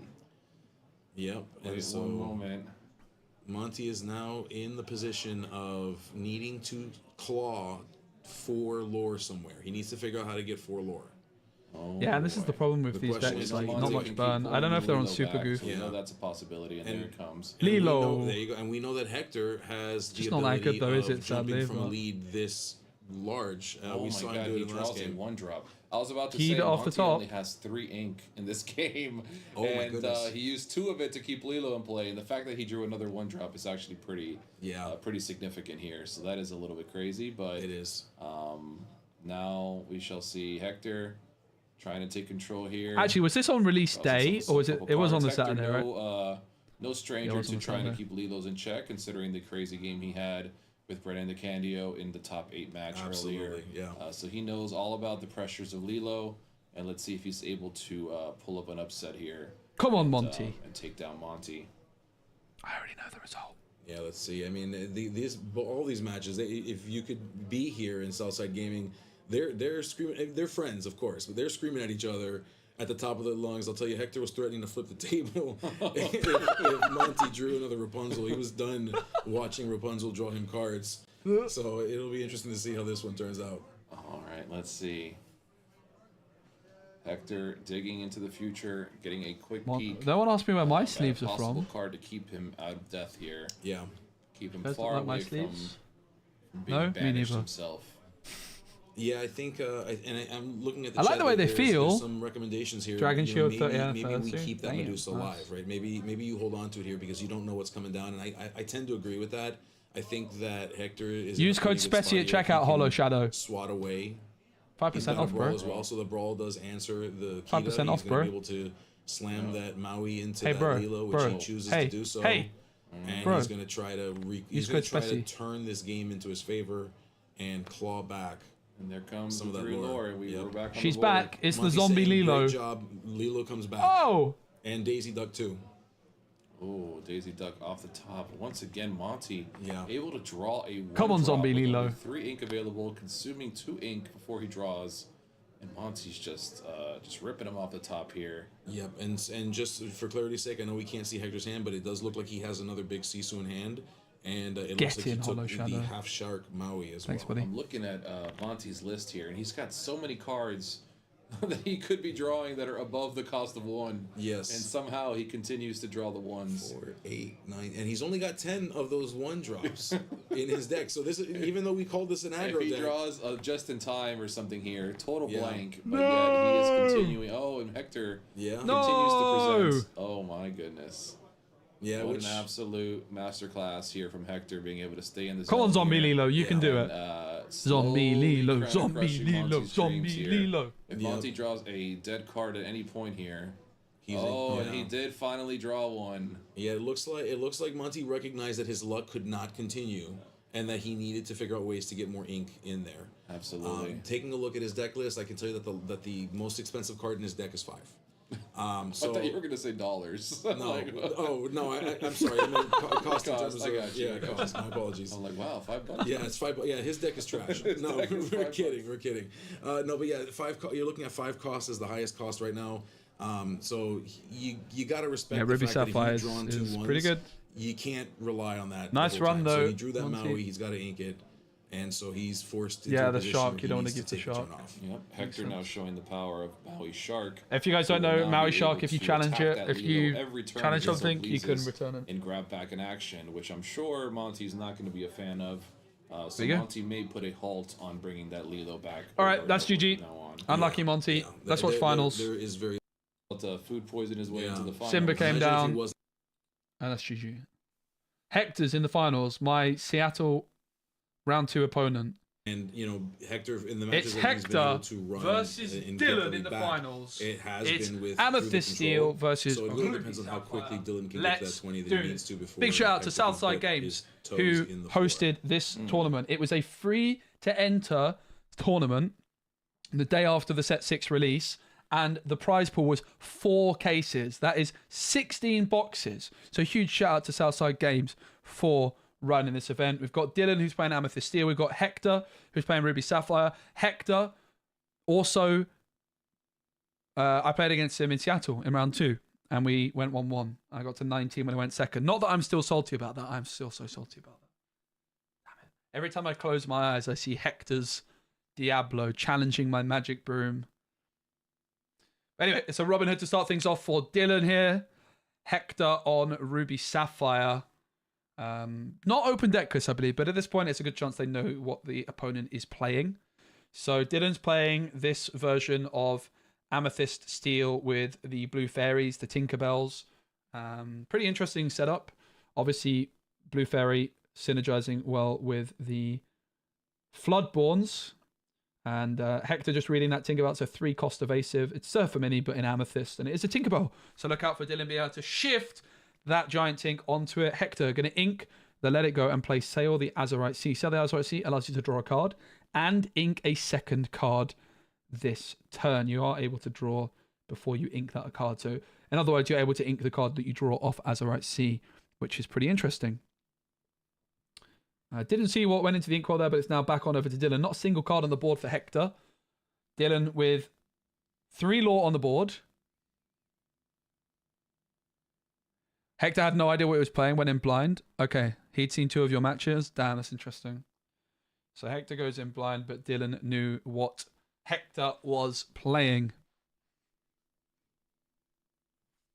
How many shark heads is a good number to run in Ruby Sapphire? Well, Hector might have a strong opinion. I would guess 0 probably is optimal. 1 or 2 maybe. I don't know. I don't have strong opinions on Ruby Sapphire. I don't know if I've ever played a game of Ruby Sapphire in my life. I have a feeling it might not be in the most refined list, but it obviously makes sense that Hector would want to play it and give it a try on day 2 of a new set, even if they don't necessarily think it's going to be in there in the long run. I don't know. We'll see what they think. But Robin Hood gets shifted in.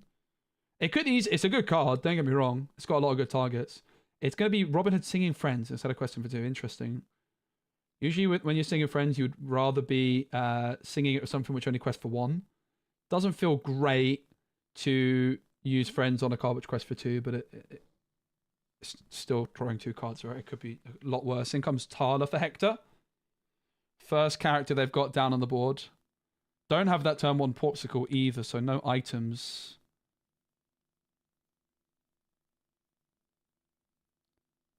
Yeah, the singing there also seemed a bit off to me, if I'm honest. Canio says can just do it next turn. Well, Dylan finds the Zeus, and I mean, I don't know, but you know, in some situations that Zeus would have been found off the Friends the previous turns. There was definitely some advantages from Dylan to go for the sing. I'm also not convinced that singing the Friends was the way to go there, though, I have to say. It seemed a bit off to me. Smee is ready and waiting to quest.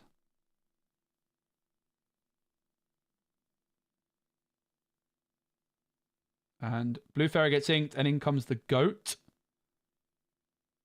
Red Blue used to be free win for Purple Green. Yeah, way back when. But I mean Ruby Sapphire is just incredibly strong at ramping up quickly. If you don't have any kind of like discard disruption, even if you're super aggressive, you can lose at times. Dylan's deck is not that aggressive at all. Say Hector's definitely in a position where they are going to be able to win this matchup, but they are obviously the lower seed, and therefore Dylan has that advantage by being able to go first twice. Like, I would imagine Hector is going to be feeling pretty confident when they go first, and the main one is going to be about Dylan when they go second, would be my gut feeling. Just based off Dylan's list, as I've played a lot of Amethyst Steel in the past, and Dylan's setup to me seems like it's a little bit slow into Ruby Sapphire for what I would like. But Dylan is the higher seed here, so shouldn't be... It's still definitely a matchup, I would say, in that case is favoured for Dylan, with the fact that they're the higher seed. But if this was like a 2-game format game, for example, I would say Hector would be the favoured player, if that makes sense. Hey Zipbone, we're watching Southside Games Tournament from Saturday. This is the finals. Dylan on Amethyst Steel versus Hector on Ruby Sapphire. We covered the decks in a video on the channel at the weekend. And yeah, we're watching the action. We've been watching a lot of the games from the tournament so far. Currently 7 lore to 0. In comes the Shark. 6/5 stat line. Evasive. Quest for 1. Whenever you play an action, gain a lore. And if you... Is it banish something in a challenge? You return an action from a discard to your hand, or is it just challenge something? Do you actually have to banish it? I mean, realistically, if you're challenging something with the Shark, it's probably getting banished. I'm not personally... I think the Shark's a great card, but I don't think... My intuition is that it won't make the cut. Good luck tonight. Thanks. I don't need luck. Actually, I do. I need a lot of luck. Do you know who needs even more luck than I do? Moyen. Because I'm representing Moyen. It's just challenge, okay. And I assume it's specifically challenging a character and not also a location. So Aladdin comes through, and it's a Floodborn, so Blue Fairy is going to draw for Dylan. 7 lore to 0. Like, would you rather hear, for example, in this previous turn, if you're Dylan, would you rather have played this Maui, or would you rather have played a Madame Medusa? Okay, I know one's inkable, one's not, but I don't think these Ruby Sapphire decks will end up on any copies of the Harsh Shark. That's what I said in my video when I looked at the list. The comments didn't really like that I had that take, but that is still my take. I play 2 because if you be prepared and follow up with Shark, yeah, there's definitely some merit to it. In comes the Shark challenge. Sail the Azurite Sea comes back. That's not a bad start for the Shark there. Sail the Azurite Sea back into hand. I need to build a whole deck around Maui Shark still, and we need to play a Robin Hood action deck. So Shark gains a lore for when Sail the Azurite Sea is played. And in comes the little Sisu dealing with that pesky blue fairy.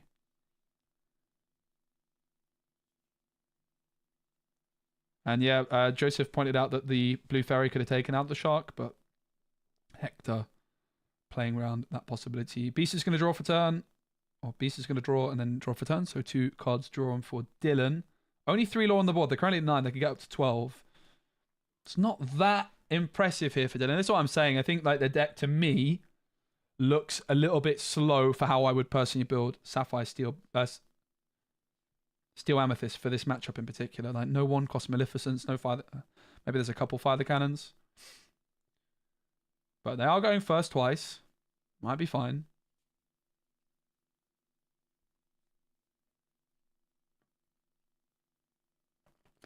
And this kind of slower build is going to be better elsewhere, right? It's just this particular matchup, you probably are going to be wishing for some more speedy questing. Like with docks and whatnot, rather than the Blue Fairy Floodborn stuff. There was a Jafar deck as well, which got top 2 at a tournament on Sunday. We covered the list on my YouTube video I posted this morning, if you want to check that out. Looks pretty cool. His S was a Blue Fairy build, yeah, but it's very slow. Here's my point. I'm kind of comparing it to my version of Amethyst Steel, which plays 1-drop Maleficence and Chernobogs and Brooms and Diablos.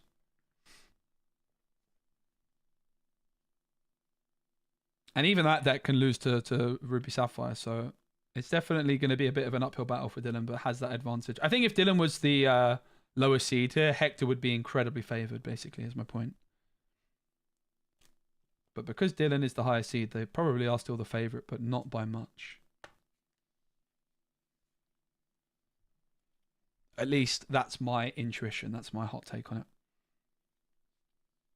Aladdin and Beast still down on the board. That Maui is evasive, of course. So is the Sisu. It's going to be 3 ink, 4 ink spent on a Genie. Dylan draws a card. Genie's pretty good, huh? Genie's an absurdly good card. Absolutely incredible. 2/4 stat line. It quests for 2 and it's evasive. And when you play it, you draw a card. Genie is really good. Of course, this Beast and Aladdin are still able to quest. There's 2 ink to play with for Dylan. Yeah, Genie's absurd.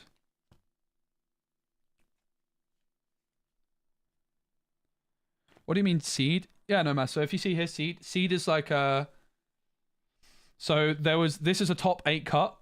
And before the top 8, there was Swiss rounds, like a group stage almost. And Dylan finished 2nd after the group stage and Hector finished 8th. And because Dylan finished higher in the group stage, they finished 2nd in the group stage. So they're the 2nd seed. And because their seed is higher, in other words, because they finished higher in the group stage, they are able to go first in game 1. So in other words, Dylan is going to be able to go... If this game goes all 3 games, it's a best of 3, Dylan will be able to go first twice, and Hector will be able to go first just once. So Dylan being rewarded for that better performance in the group stage with that higher seed. Yeah, Hector did already knock out seed 1, that's true. Let's go, Tekka. Let's go. It's been really nice to stream some Lorcana and not play, if that makes sense. It's like, playing is fun, but it can get a bit exhausting. And I think especially webcam games, right? Like if you're playing for a tournament, you know, you got like a new opponent each time who's got a dodgy microphone or is doing something dodgy like we had on the stream earlier. When I say seed and not seed, seed is just like a very commonly used phrase in like sports and stuff. Right? I don't know where it comes from exactly, to be honest, but it's a very common phrase that's used not in just card games. Why does Lorcana base there going first due to placements when every other game uses a random choice? Well, Lorcana has its random choice until the late game. It's only in the... I think a lot of games have a similar thing. Tinkerbell! Take a bow!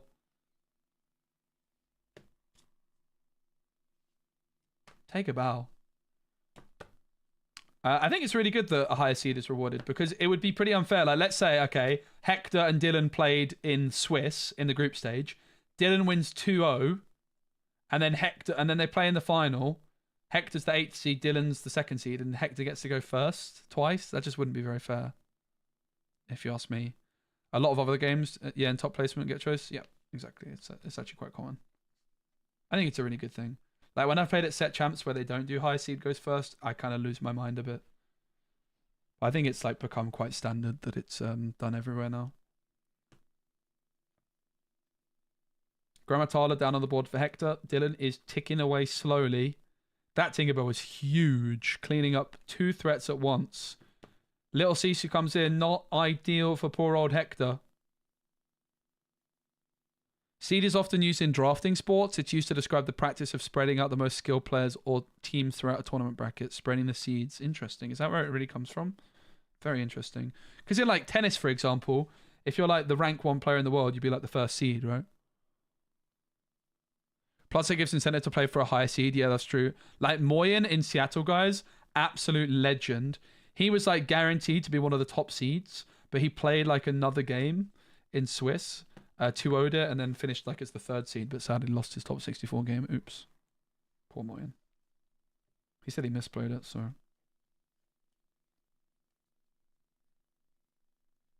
I wanted Moyen to win Seattle. That would have been cool.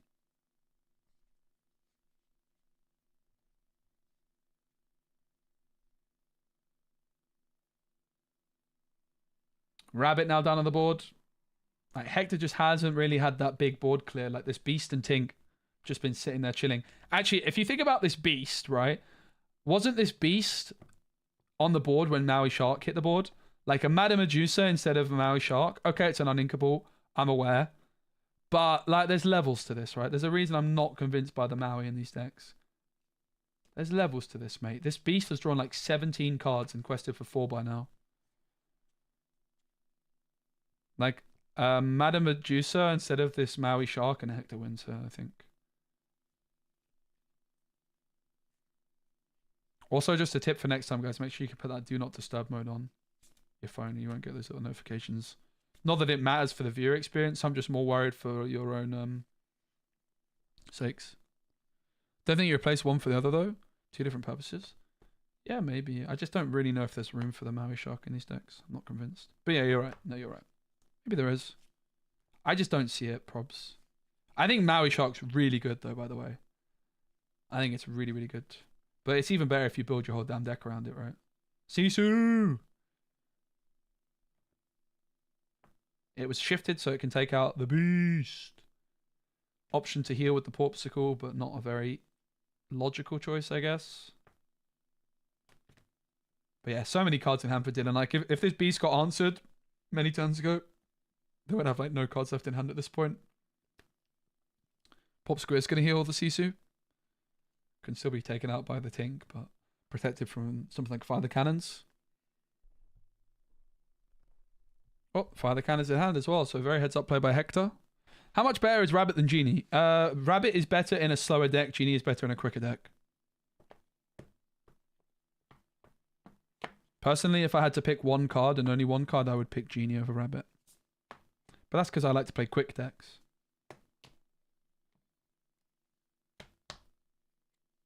Like, Rabbit in some kind of like mid-range aggro deck is way too slow. But Genie feels insanely good in those decks. Genie in like a slow, like Ruby Amethyst deck, let's say, is going to feel good. But Rabbit is probably going to feel better. But I think Genie's actually probably the better card than Rabbit.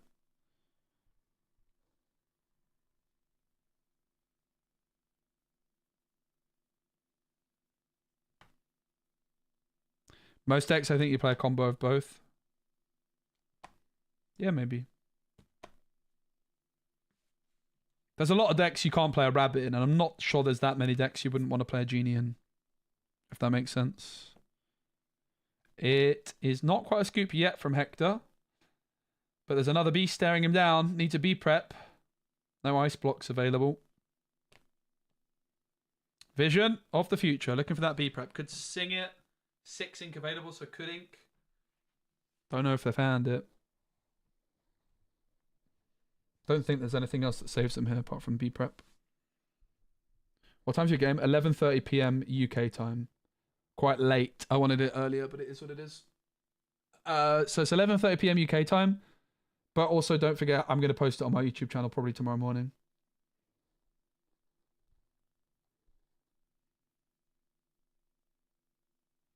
So you can watch it then.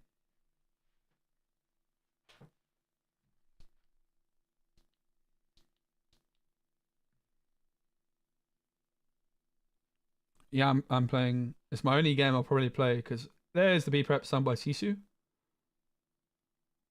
That's one Teco. I mean, there's a chance I don't post it tomorrow, but post it Wednesday morning instead. Actually, there's probably a high chance I post it Wednesday morning because I won't be around because I'm going to California. Because I'm streaming tomorrow. So maybe I just don't post tomorrow and I just try and save stuff while I'm away. But yeah, we'll see. We shall see. It'll be up Wednesday morning latest. Expect it Friday evening. Wow. There's no need for that, mate.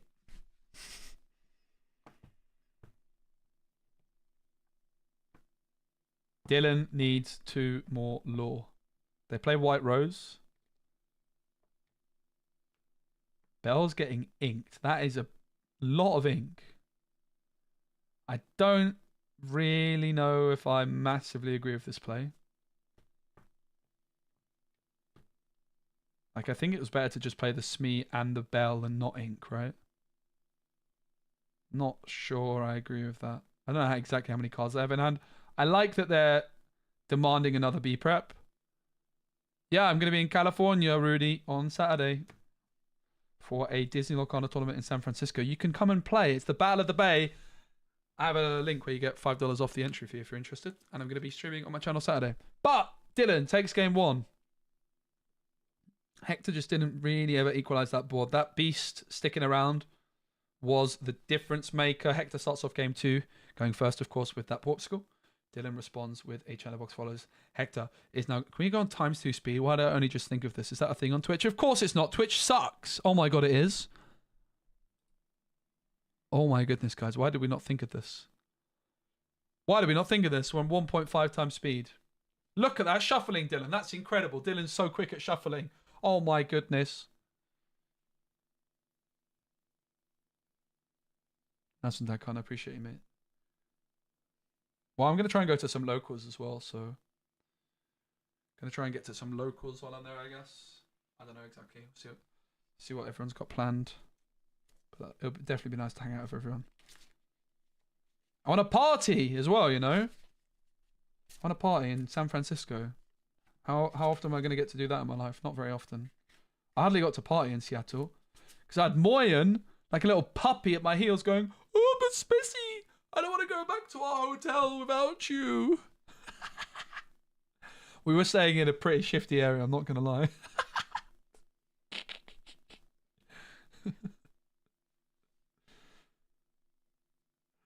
Chatterbox Quest, Spanish draws.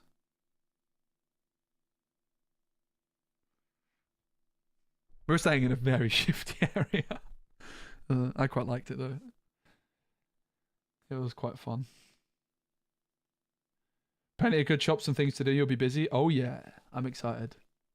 I'm not there for that long either, so I want to walk around a lot. A lot. So Dylan has the Chernobyls and the Robin Hood, and it's Tipo down for Hector. So Hector went first. They're going to be at 4 ink next turn after inking. Could go for that Flavisham on the Portugal. If they have it, of course. Mate, we might even go to ×2 speed, honestly. Should we go to ×2 speed? ×2 speed. It's an Ice Block. It's a Robin Hood. It's a Sisu. It's a... Oh, it's too quick! It's so quick suddenly. No, I think it's fine. We can keep up. All right. Here we go. Speed cost. You ready? Look at this. Shuffling every Dylan. Dylan shuffling. It's really, really quick. He's thinking about what he's going to do. He's thinking about what he's going to do. He's looking at the Robin Hood, but he's got the Robin Hood removed, so he can't shift the Robin Hood. He's looking at the Pete. He's still looking at the Pete. He's still looking at the Pete. He's thinking about inking the Pete. He inks the Pete. He plays the Aladdin. Chunabog can challenge Tipo. It could quest and do nothing. All options. It does nothing. Tipo's going to ready the ink. And then Hector's going to draw. It's going to be a ice block on the Chernobog's followers. The human Sisu, daring visitor, is doing the business right now. Hector's going to quest for 2. Up to 2. Hector's going to quest for 2 and go to 3.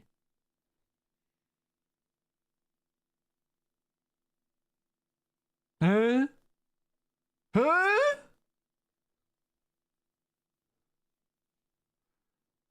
It's going to be the goat. I think Tipo quest was not added to the phone, but they're writing stuff down. The phone's for camera and they have like their own notepads. Aladdin is going to quest and take out the ice block. And it's going to be a ready.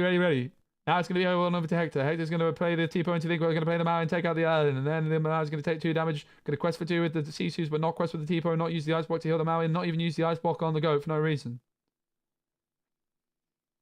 Tipo is going to not quest. 3 damage on the Maui. Huh? It's going to be the goat. It's going to sing friends. It's going to draw 2 cards. It's going to put the friends in the discard pile. It's going to ink the Smee. Going to play the grab sword! Not sword, sword. That's a big sword. And Hector draws for turn. Ready's the ink. Why is goat ready when it just sang friends? Because it's the end of the turn already. It's the blue fairy now. It's a vision of the future, not visions, vision. It seems like Hector is struggling for ink. A little bit. Because I think they just passed the last turn without doing nothing. It's going to be Grammatala down on the board. 2 cards. 1 on the bottom, 1 in the hand. I think there's 2 cards in hand right now for Hector. And on the other side, Dylan has that blue fairy. Has the goat. He's going to draw a card. It's going to be the blue fairy Robin Hood combo. Drawing a card. Robin Hood, of course, a Floodborn. Blue fairy and goat ready to quest.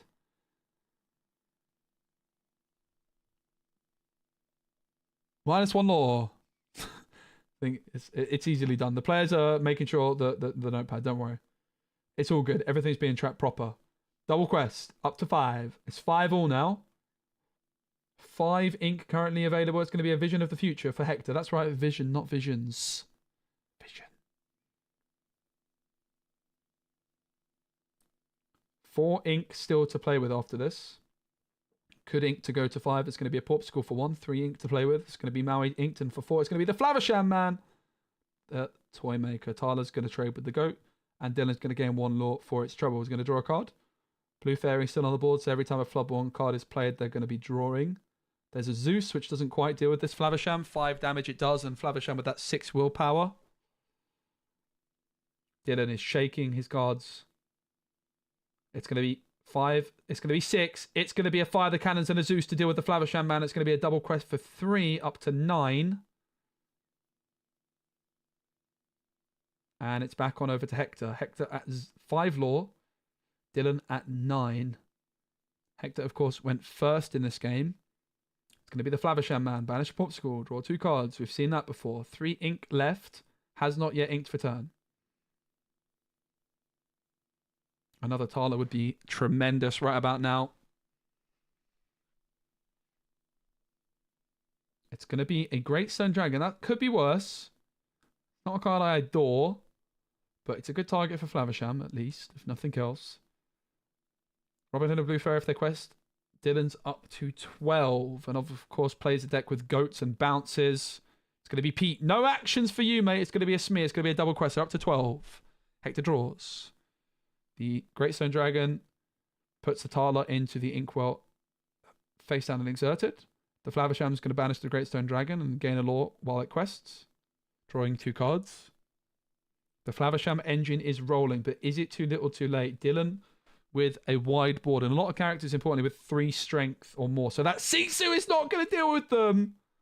The power of Pete, Smee, and Robin Hood there for all to see. Of course, Be Prepared was not an option last time because of Pete, even if Hector had it available. Tink comes in. It's going to be a double challenge with Robin Hood finishing the job to gain 2 lore. It's going to be a quest for 2 with Smee. 4 lore away. Can Hector stop Dylan, or is it over? Is it all ogre?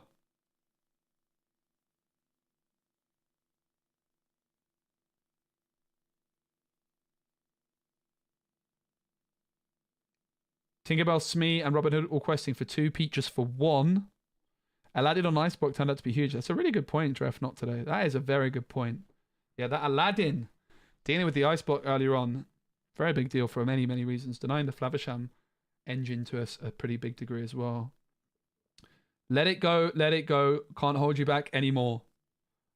Is spent on the Robin Hood, which I believe was shifted as well. If it was shifted, the little Robin Hood went into the Inkwell as well. It's going to be 2 more ink on a sale, the Azurite C. But currently, Hector's board is questing for 4, 5, and they have only 4 lore to get. But the Sisu can challenge, but this Sisu deals with the Tink, and this Sisu deals with the Smee. Pete is the last man standing. For Dylan, it's going to be Beast. Pete quest for 1. Beast quest for 2. Or can quest for 2, so... Dylan needs to answer at least the Pete here, but of course, every lore matters when you're playing against goats and possibly the White Rose. So Hector needs to try and remove this beast, really. And it's a Krabatoa, which adds a Porpsicle back. Could have been an Ice Block, but clearly the Ice Block not useful this turn, because instead, looks like Porpsicle was ink. Porpsicle was played, excuse me. Wait, left. Still to work with. Sisu has to trade with Pete, which can't feel too hot. But Porpsicle's got 3 damage on it, mate. Poor Porpsicle. That is the most damaged Porpsicle of all time. Oh, it healed itself. Congrats. It's going to be a Robin Hood. It's going to be a Tranabog, and it's going to be a quest. Dylan is 1 lore away. Hector needs some removal, and they need it right about now. They need a B prep. The Sisu's not going to do it. They don't have ice blocks. They need 2 ice blocks, which they could get 1 from the Tamatoa and a Sisu. But they need 2 ice blocks, not 1. 2. 1 for the Robin Hood, 1 for the Beast, and a big Sisu. Alternatively, a Be Prepared, which could also be sung by the Tamatoa. It's going to be the Tamatoa questing for a massive 2. Not that impressive. It is going to be the Ice Block. Ice Block comes down for 1. Ice Block's going to be exerted onto Robin Hood, and bam! In comes Sisu. Bam! In comes Beast Challenge! Sisu! Are you kidding me right now? Can Hector really do this? I don't think there's a single card that Dylan could possibly have that would ever save them in this position. Unless... That's a Smee. That's a Zeus. Zeusing the Sisu. Sisu questing for 3, that's a big deal. Smee, quest for 2. Smee has to go, blood. It has to go, blood. Ice Block Brawl would do it. Ice Block and Legendary Sisu would do it. Madam Medusa would do it. Tremaine would do it. Flavisham could even banish the Ice Block and draw some cards. It's a Maleficent Monstrous Dragon would do it. It's going to be a Tamatoa, though. Tamatoa? Do they have Brawl in hand right now? Tamatoa? Tamatoa seems like an interesting choice when the Flavisham could have quested for the Ice Block, so they must have an answer in hand already. It's Brawl Inked, Brawl Played. There it is. Then the Tamatoa quests for 3 up to 12. 19 lore to 12. Dylan needs the GOAT. 19 lore to 13. White Rose would also do it. I don't know if they actually play it. Here we go, Dylan. Nope. It's a Genie. It's a Genie. Into a Tink, and it's a scoop! Hector takes it, and we go into game number 3. Damn, Dylan. I thought Dylan had it, but Hector showing the skill. We all know Hector has to be a good player. They went 1-1 with me in Seattle, mate. They have to be good, guys. We knew that already, right? Right, guys? Guys? All right. Game number 3. This is it. The tournament comes down to this. Dylan is going to be going first yet again, thanks to their high seed.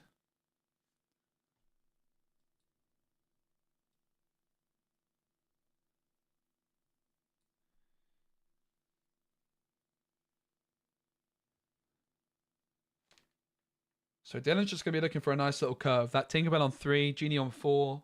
Something like that sounds pretty tasty. I think I'm keeping Pete, it seems. Blue Fairy on 2 is okay. It's not exactly that quick. Can't imagine that the big Tinkerbell is going to be kept. 1 card only kept, and I think it was a Blue Fairy. Kind of surprised to see that 3-cost Tinkerbell getting inked, but getting mulligan. But I guess they're just digging for some curve. Makes sense. Here we go. It's Dylan. It's Hector. It's the finals of Southside Gaming. Big shout out to Southside Gaming for hosting. Big shout out to the casters who are doing a tremendous job. Not me, the actual casters. Listen, they're much better than me. They're going to be in times 2 speed, though. Yeah, I mean, you go into a turn 2 with a Smee, not a horrible place to be at this point. Against Hector, with Blue Fairy's not a bad spot either. Blue Fairy comes down for 2 from Dylan. Hector. Didn't have a Porpsicle on turn 1. Does have Sail the Azurite Sea on turn 2, so can draw a card and ink a extra card this turn. Tipo was also an option, but they decided not to go for it. Sail the Azurite Sea just gives you that extra card in hand compared with Tipo. Tipo, is it 2 extra cards Sail the Azurite Sea gives you? Nah, it's just 1, right? Tipo's on the board, Azurite Sea's 1 in hand. In comes Tink. Blue Fairy quest for 1. It's a double fairy board for Dylan. The fairies are here, and they're not here to make friends.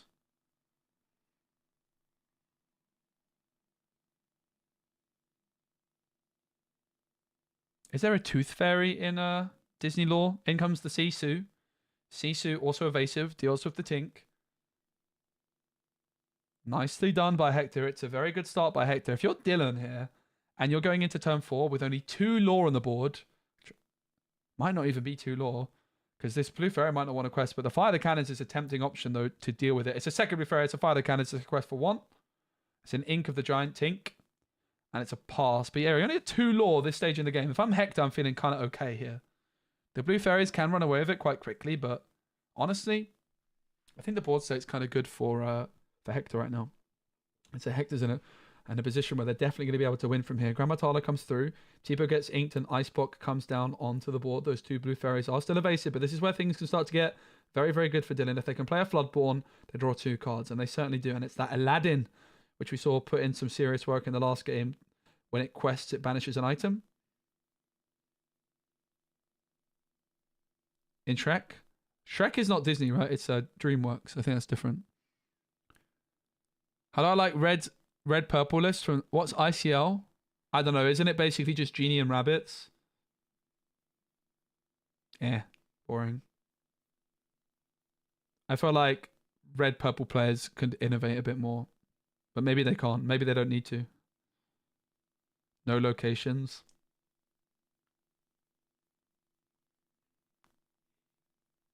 I don't like the sound of it, probs. I don't know. I don't really like the sound of that. Queen's Castle's a very good card. I don't know though. Lists are very tight. Ed knows more than I do, that's for sure. Ed is one of the... I think Ed's interview that I had with him after he won DLC, whichever one it was, with Red Purple, was honestly one of the most eye-opening interviews that I had. Like in terms of deck building, his philosophy is very, very different to mine, and it was really, really interesting. There was a lot of things that he did, which is something that I would never have done, and his reasoning for it made perfect sense. So, yeah. While I don't like the sound of it personally, Ed knows what he's doing. That's for sure. I just have a feeling that Ruby Amethyst has some more innovative decks out there.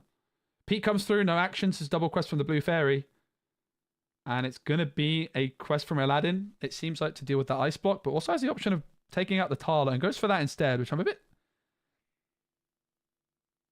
I'm very surprised by that, actually. The Tala being banished. And not taking out the ice block instead. Where did the ice block go, though? I'm very confused as to what just happened, guys. Can chat help me out there? How did the Tala and ice block both disappear? It's going to be Sisu. Flavisham ate it. I didn't see Flavisham eat it. I did not see Flavisham eat it. Unless it was already in the discard. I guess it was already in the discard. Where's this tournament? This was in Southside Games. It happened on the weekend in America. It was on Saturday. I'm just watching from home the VOD. In comes Tink. It's going to draw a card because it's a Floodborn. It's going to deal 1 damage to everything. Dealing with Sisu, Tipo, and Flavisham with 1 damage on them. Hector just needs to clear the board and they win. But it's getting to that point where they need a board clear right about now. And it's a be prepared that's needed. It's not going to be a Sisu, right? The board for Dylan's just too chunky. Like, be prepared is needed. It's going to be Vision. After the Vision, there's 1, 2, 3, 4, 5, 6 ink to play with. So if Hector can find B prep and have ink, they can clear the board.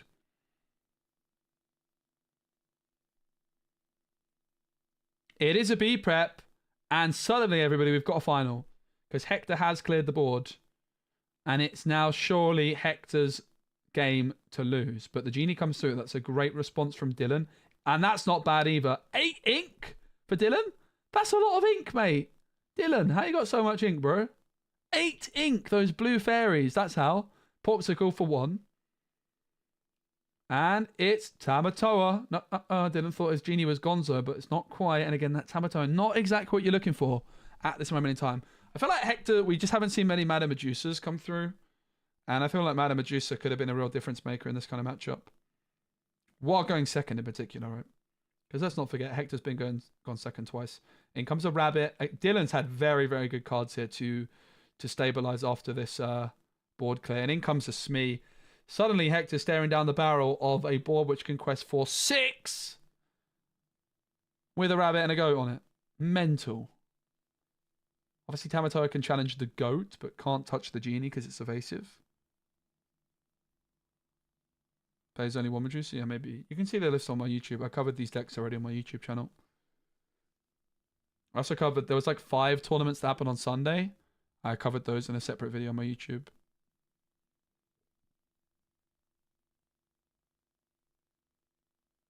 Yeah, but I think this is also like almost a symptom of it being like the Maui Shark is probably what's taking up the spot from Medusa, right?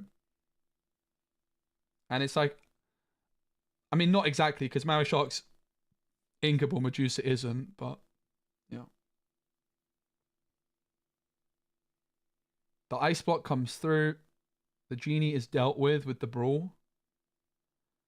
Rabbit is going to challenge into the Tamatoa to allow them to draw another card. The Genie comes through, and then the Zeus also deals with the Tamatoa and the Smee quest. And yet again, Hector now staring down the barrel of potential game win. It's going to be let it go, don't hold it back anymore onto the Genie, which had to be done, otherwise they were losing to go. But another Genie! Is that the 3rd Genie that Dylan's played in the last 3 or 4 turns? That is obscene.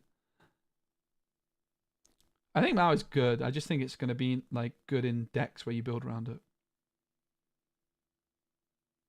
Hector needs a board clear right now. That Aladdin and Smee have 3 straight. It doesn't have it! And it's all Ogre. Let's listen to our casters.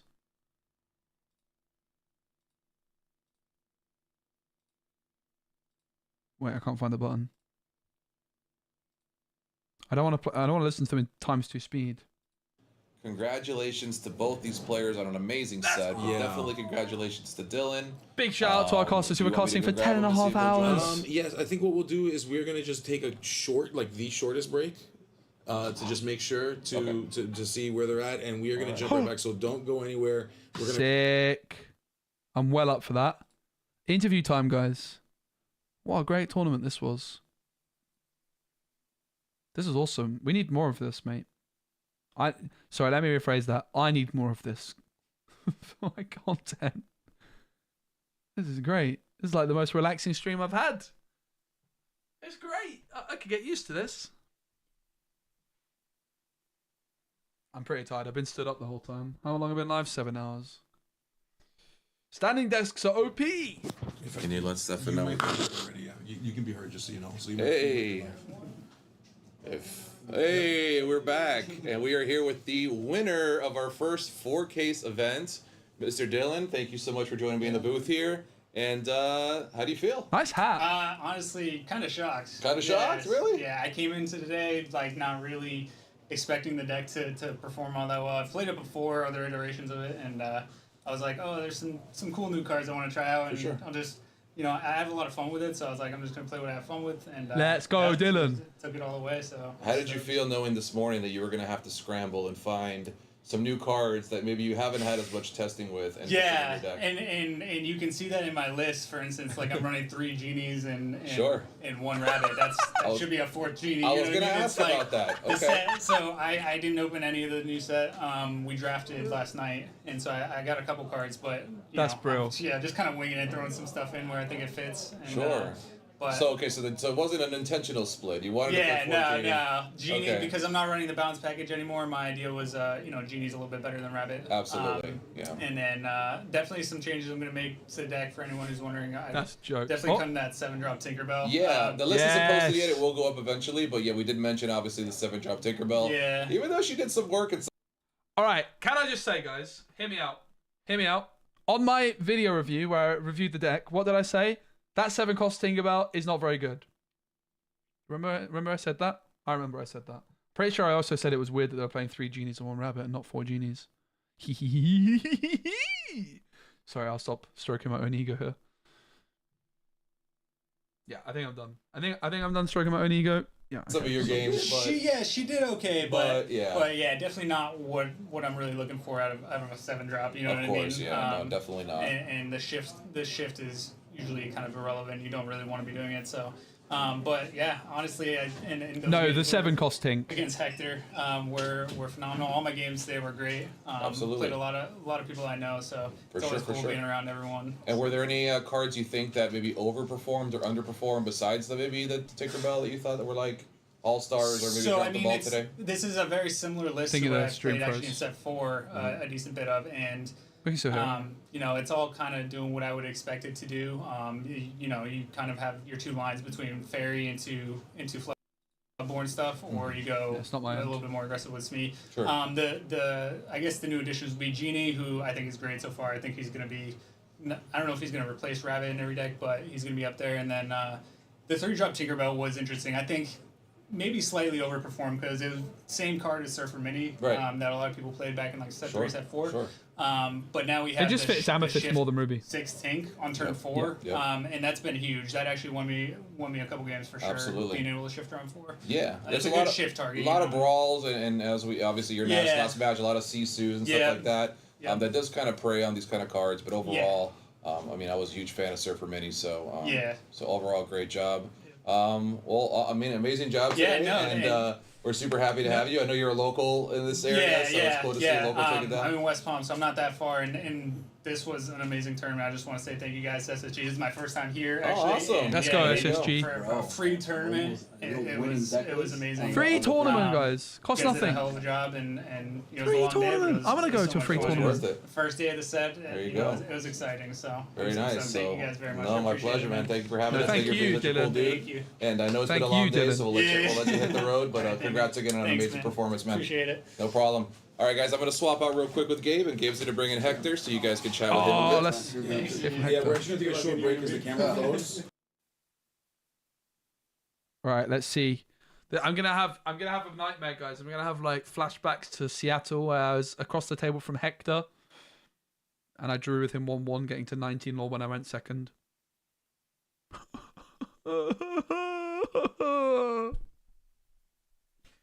it! Why didn't I win Seattle, guys? That's not Hector. Is it? Is that Hector?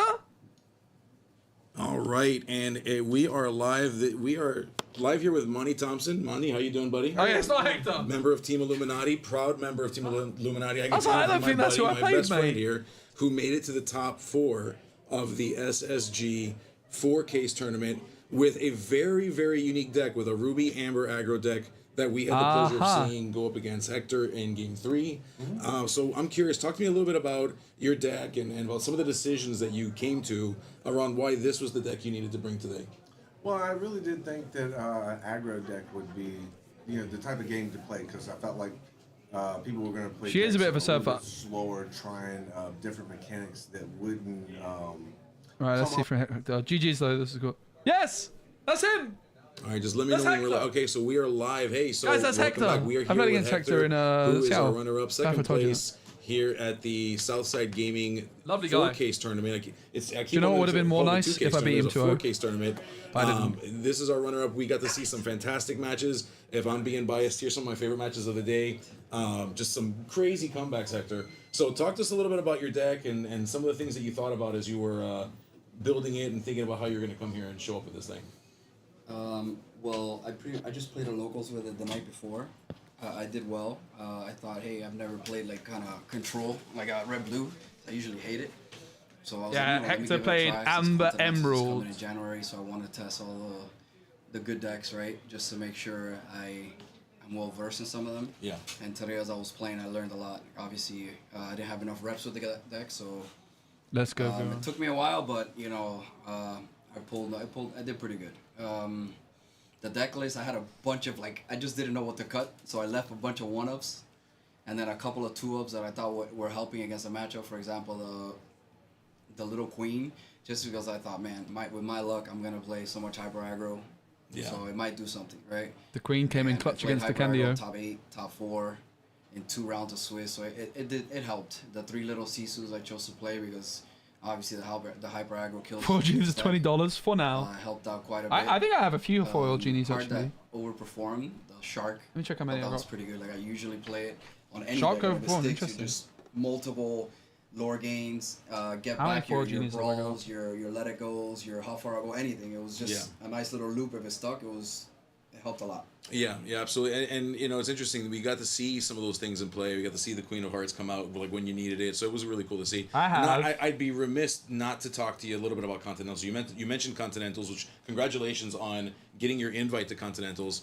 I'm curious, and I know you might not want to reveal too much, and I'm not asking you to reveal too much. I have no foil genies. What are some of your thoughts about Continentals, about what we might expect to see? Did Hector make? I think Hector might have got top 16 in Seattle. Honestly, I don't have anything planned.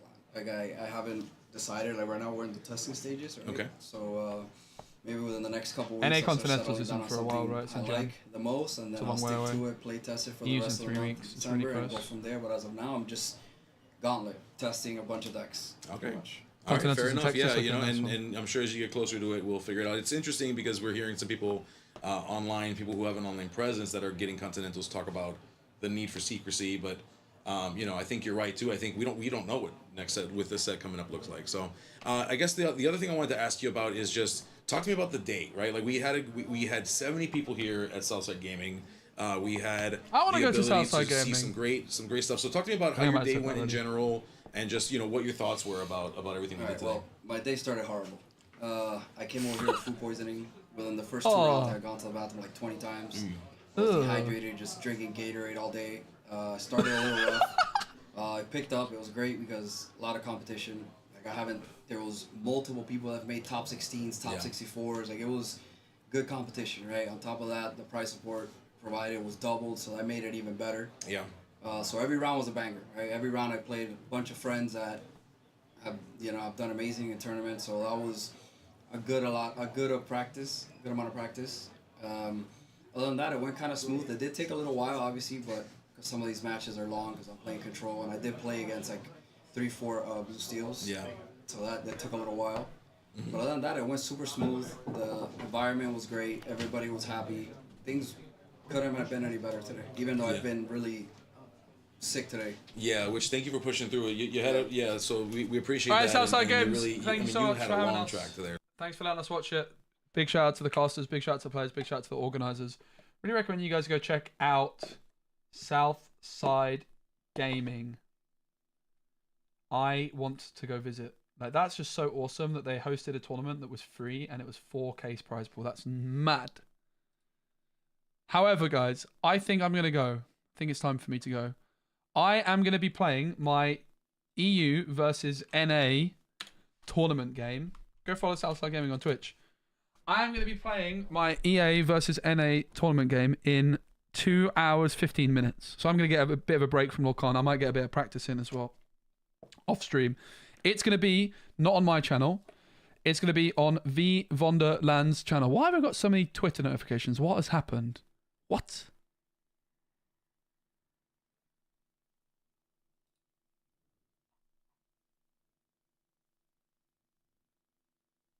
Okay. Here's something else cool that's happening tomorrow, guys. Look. I think this is why I got lots of notifications. Tomorrow, it's two of the best players in Disney Lorcana going head-to-head. NA versus EU. And guess who's casting? Lorcana Villain and Speci Lorcana. Oh, baby. Hello. Hello! So we've got that to look forward to tomorrow. That's going to be at... basically this time tomorrow. This time tomorrow. Now, it might be on Lorcana Villain's channel. I need to chat with him. I don't know whose channel it's on. But after that, there's another game after that, which I'm casting on my channel, I think. For sure. So, I don't know whose channel it's on. I need to speak to Baker. I was hoping to have this one on my channel, to be honest, because it's only 2 rounds I can cast this one, because I'm not here for the rest of the week. But I'm casting this tomorrow as well. Zansaed versus Artabax. NA versus EU. This time, kind of tomorrow. It's at 10 p.m. It's a bit close, but I think it's fine. Basically, we're going to watch Zach Bivens, then we're going to watch Zan. We might be on Baker's channel and then mine first. Hopefully, I'm just on mine the whole time. I need to speak to Baker. Because it's just a bit awkward otherwise. I don't really want to just... I'm going to be live before and then go to Baker's and then back to mine. It would be a bit weird, right? So, I need to speak to Baker. I don't know. But the plan is... I was messaging Pavel about it. I need to message Baker. Plan is, I'm definitely doing this one, and then it's been tweeted out that I'm doing this one, and I'm down to do this one. It's just a bit awkward with the timing. But I'll speak to Baker and work it out. But it's going to be really, really fun either way. I'll cast it. Like I say, it's just going to be awkward if I stream on mine and then go to his and then go back to mine. But then I also feel bad for Baker because Baker doesn't get to stream very often. But yeah, I'll speak to Baker and work it out. Probably what will end up happening is one person puts it live and one person puts it as a video. I guess that's the plan. But I'll speak to him and see what he's saying. I'm going to go for a walk. I'm going to go chill. Because I am playing versus Dale in 2 hours. Me versus Dale. Do you guys like my suit? Look at my little Gwent tie and pin. So Dale... is going to Paris, actually. That's pretty cool. And 5 DLC day 2s in a row. I don't know if they actually hit it, but maybe 4 in a row. But like, look at how organized the Americans are. Oh, that's some like half-naked men. Oops. The Americans are all prepping together. That did not happen for EU. I'll tell you that much. But yeah, thanks everyone for hanging out. I'll be on V Wonderland stream in a couple of hours. Let's see who's live in the Disney Lorcana category on Twitch. This category does exist, I promise.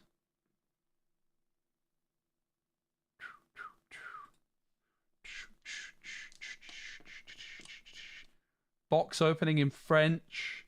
We've got more French. Look at the French, mate. The French are nuts. Big shout out to the French. We got 1, 2, 3, 4 French streamers out of 1, 2, 3, 4, 5, 6, 7, 8, 9. 4 out of 9. When I go off, it's going to be half French. That's mad. Is there a good start for a song style of gameplay? I don't know, actually. Hey, Al, thanks, bro. I don't know. Is anyone streaming in English?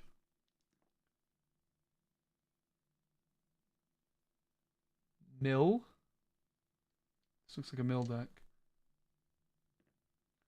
Maybe the box opening is what you guys want to see, though. Let's go. Right, PTQ. She's the French community manager, actually, for Ravensburger, so it's pretty cool. We'll raid the Ravensburger person. But yeah, I'm going to be on V Wonderland stream in 2.5 hours, so check the Twitch. If you don't already follow them, you can check the Lorcana category in like 2.5 hours. You'll find them. Thanks everyone for watching so much. I really appreciate you. Hope you have a lovely day.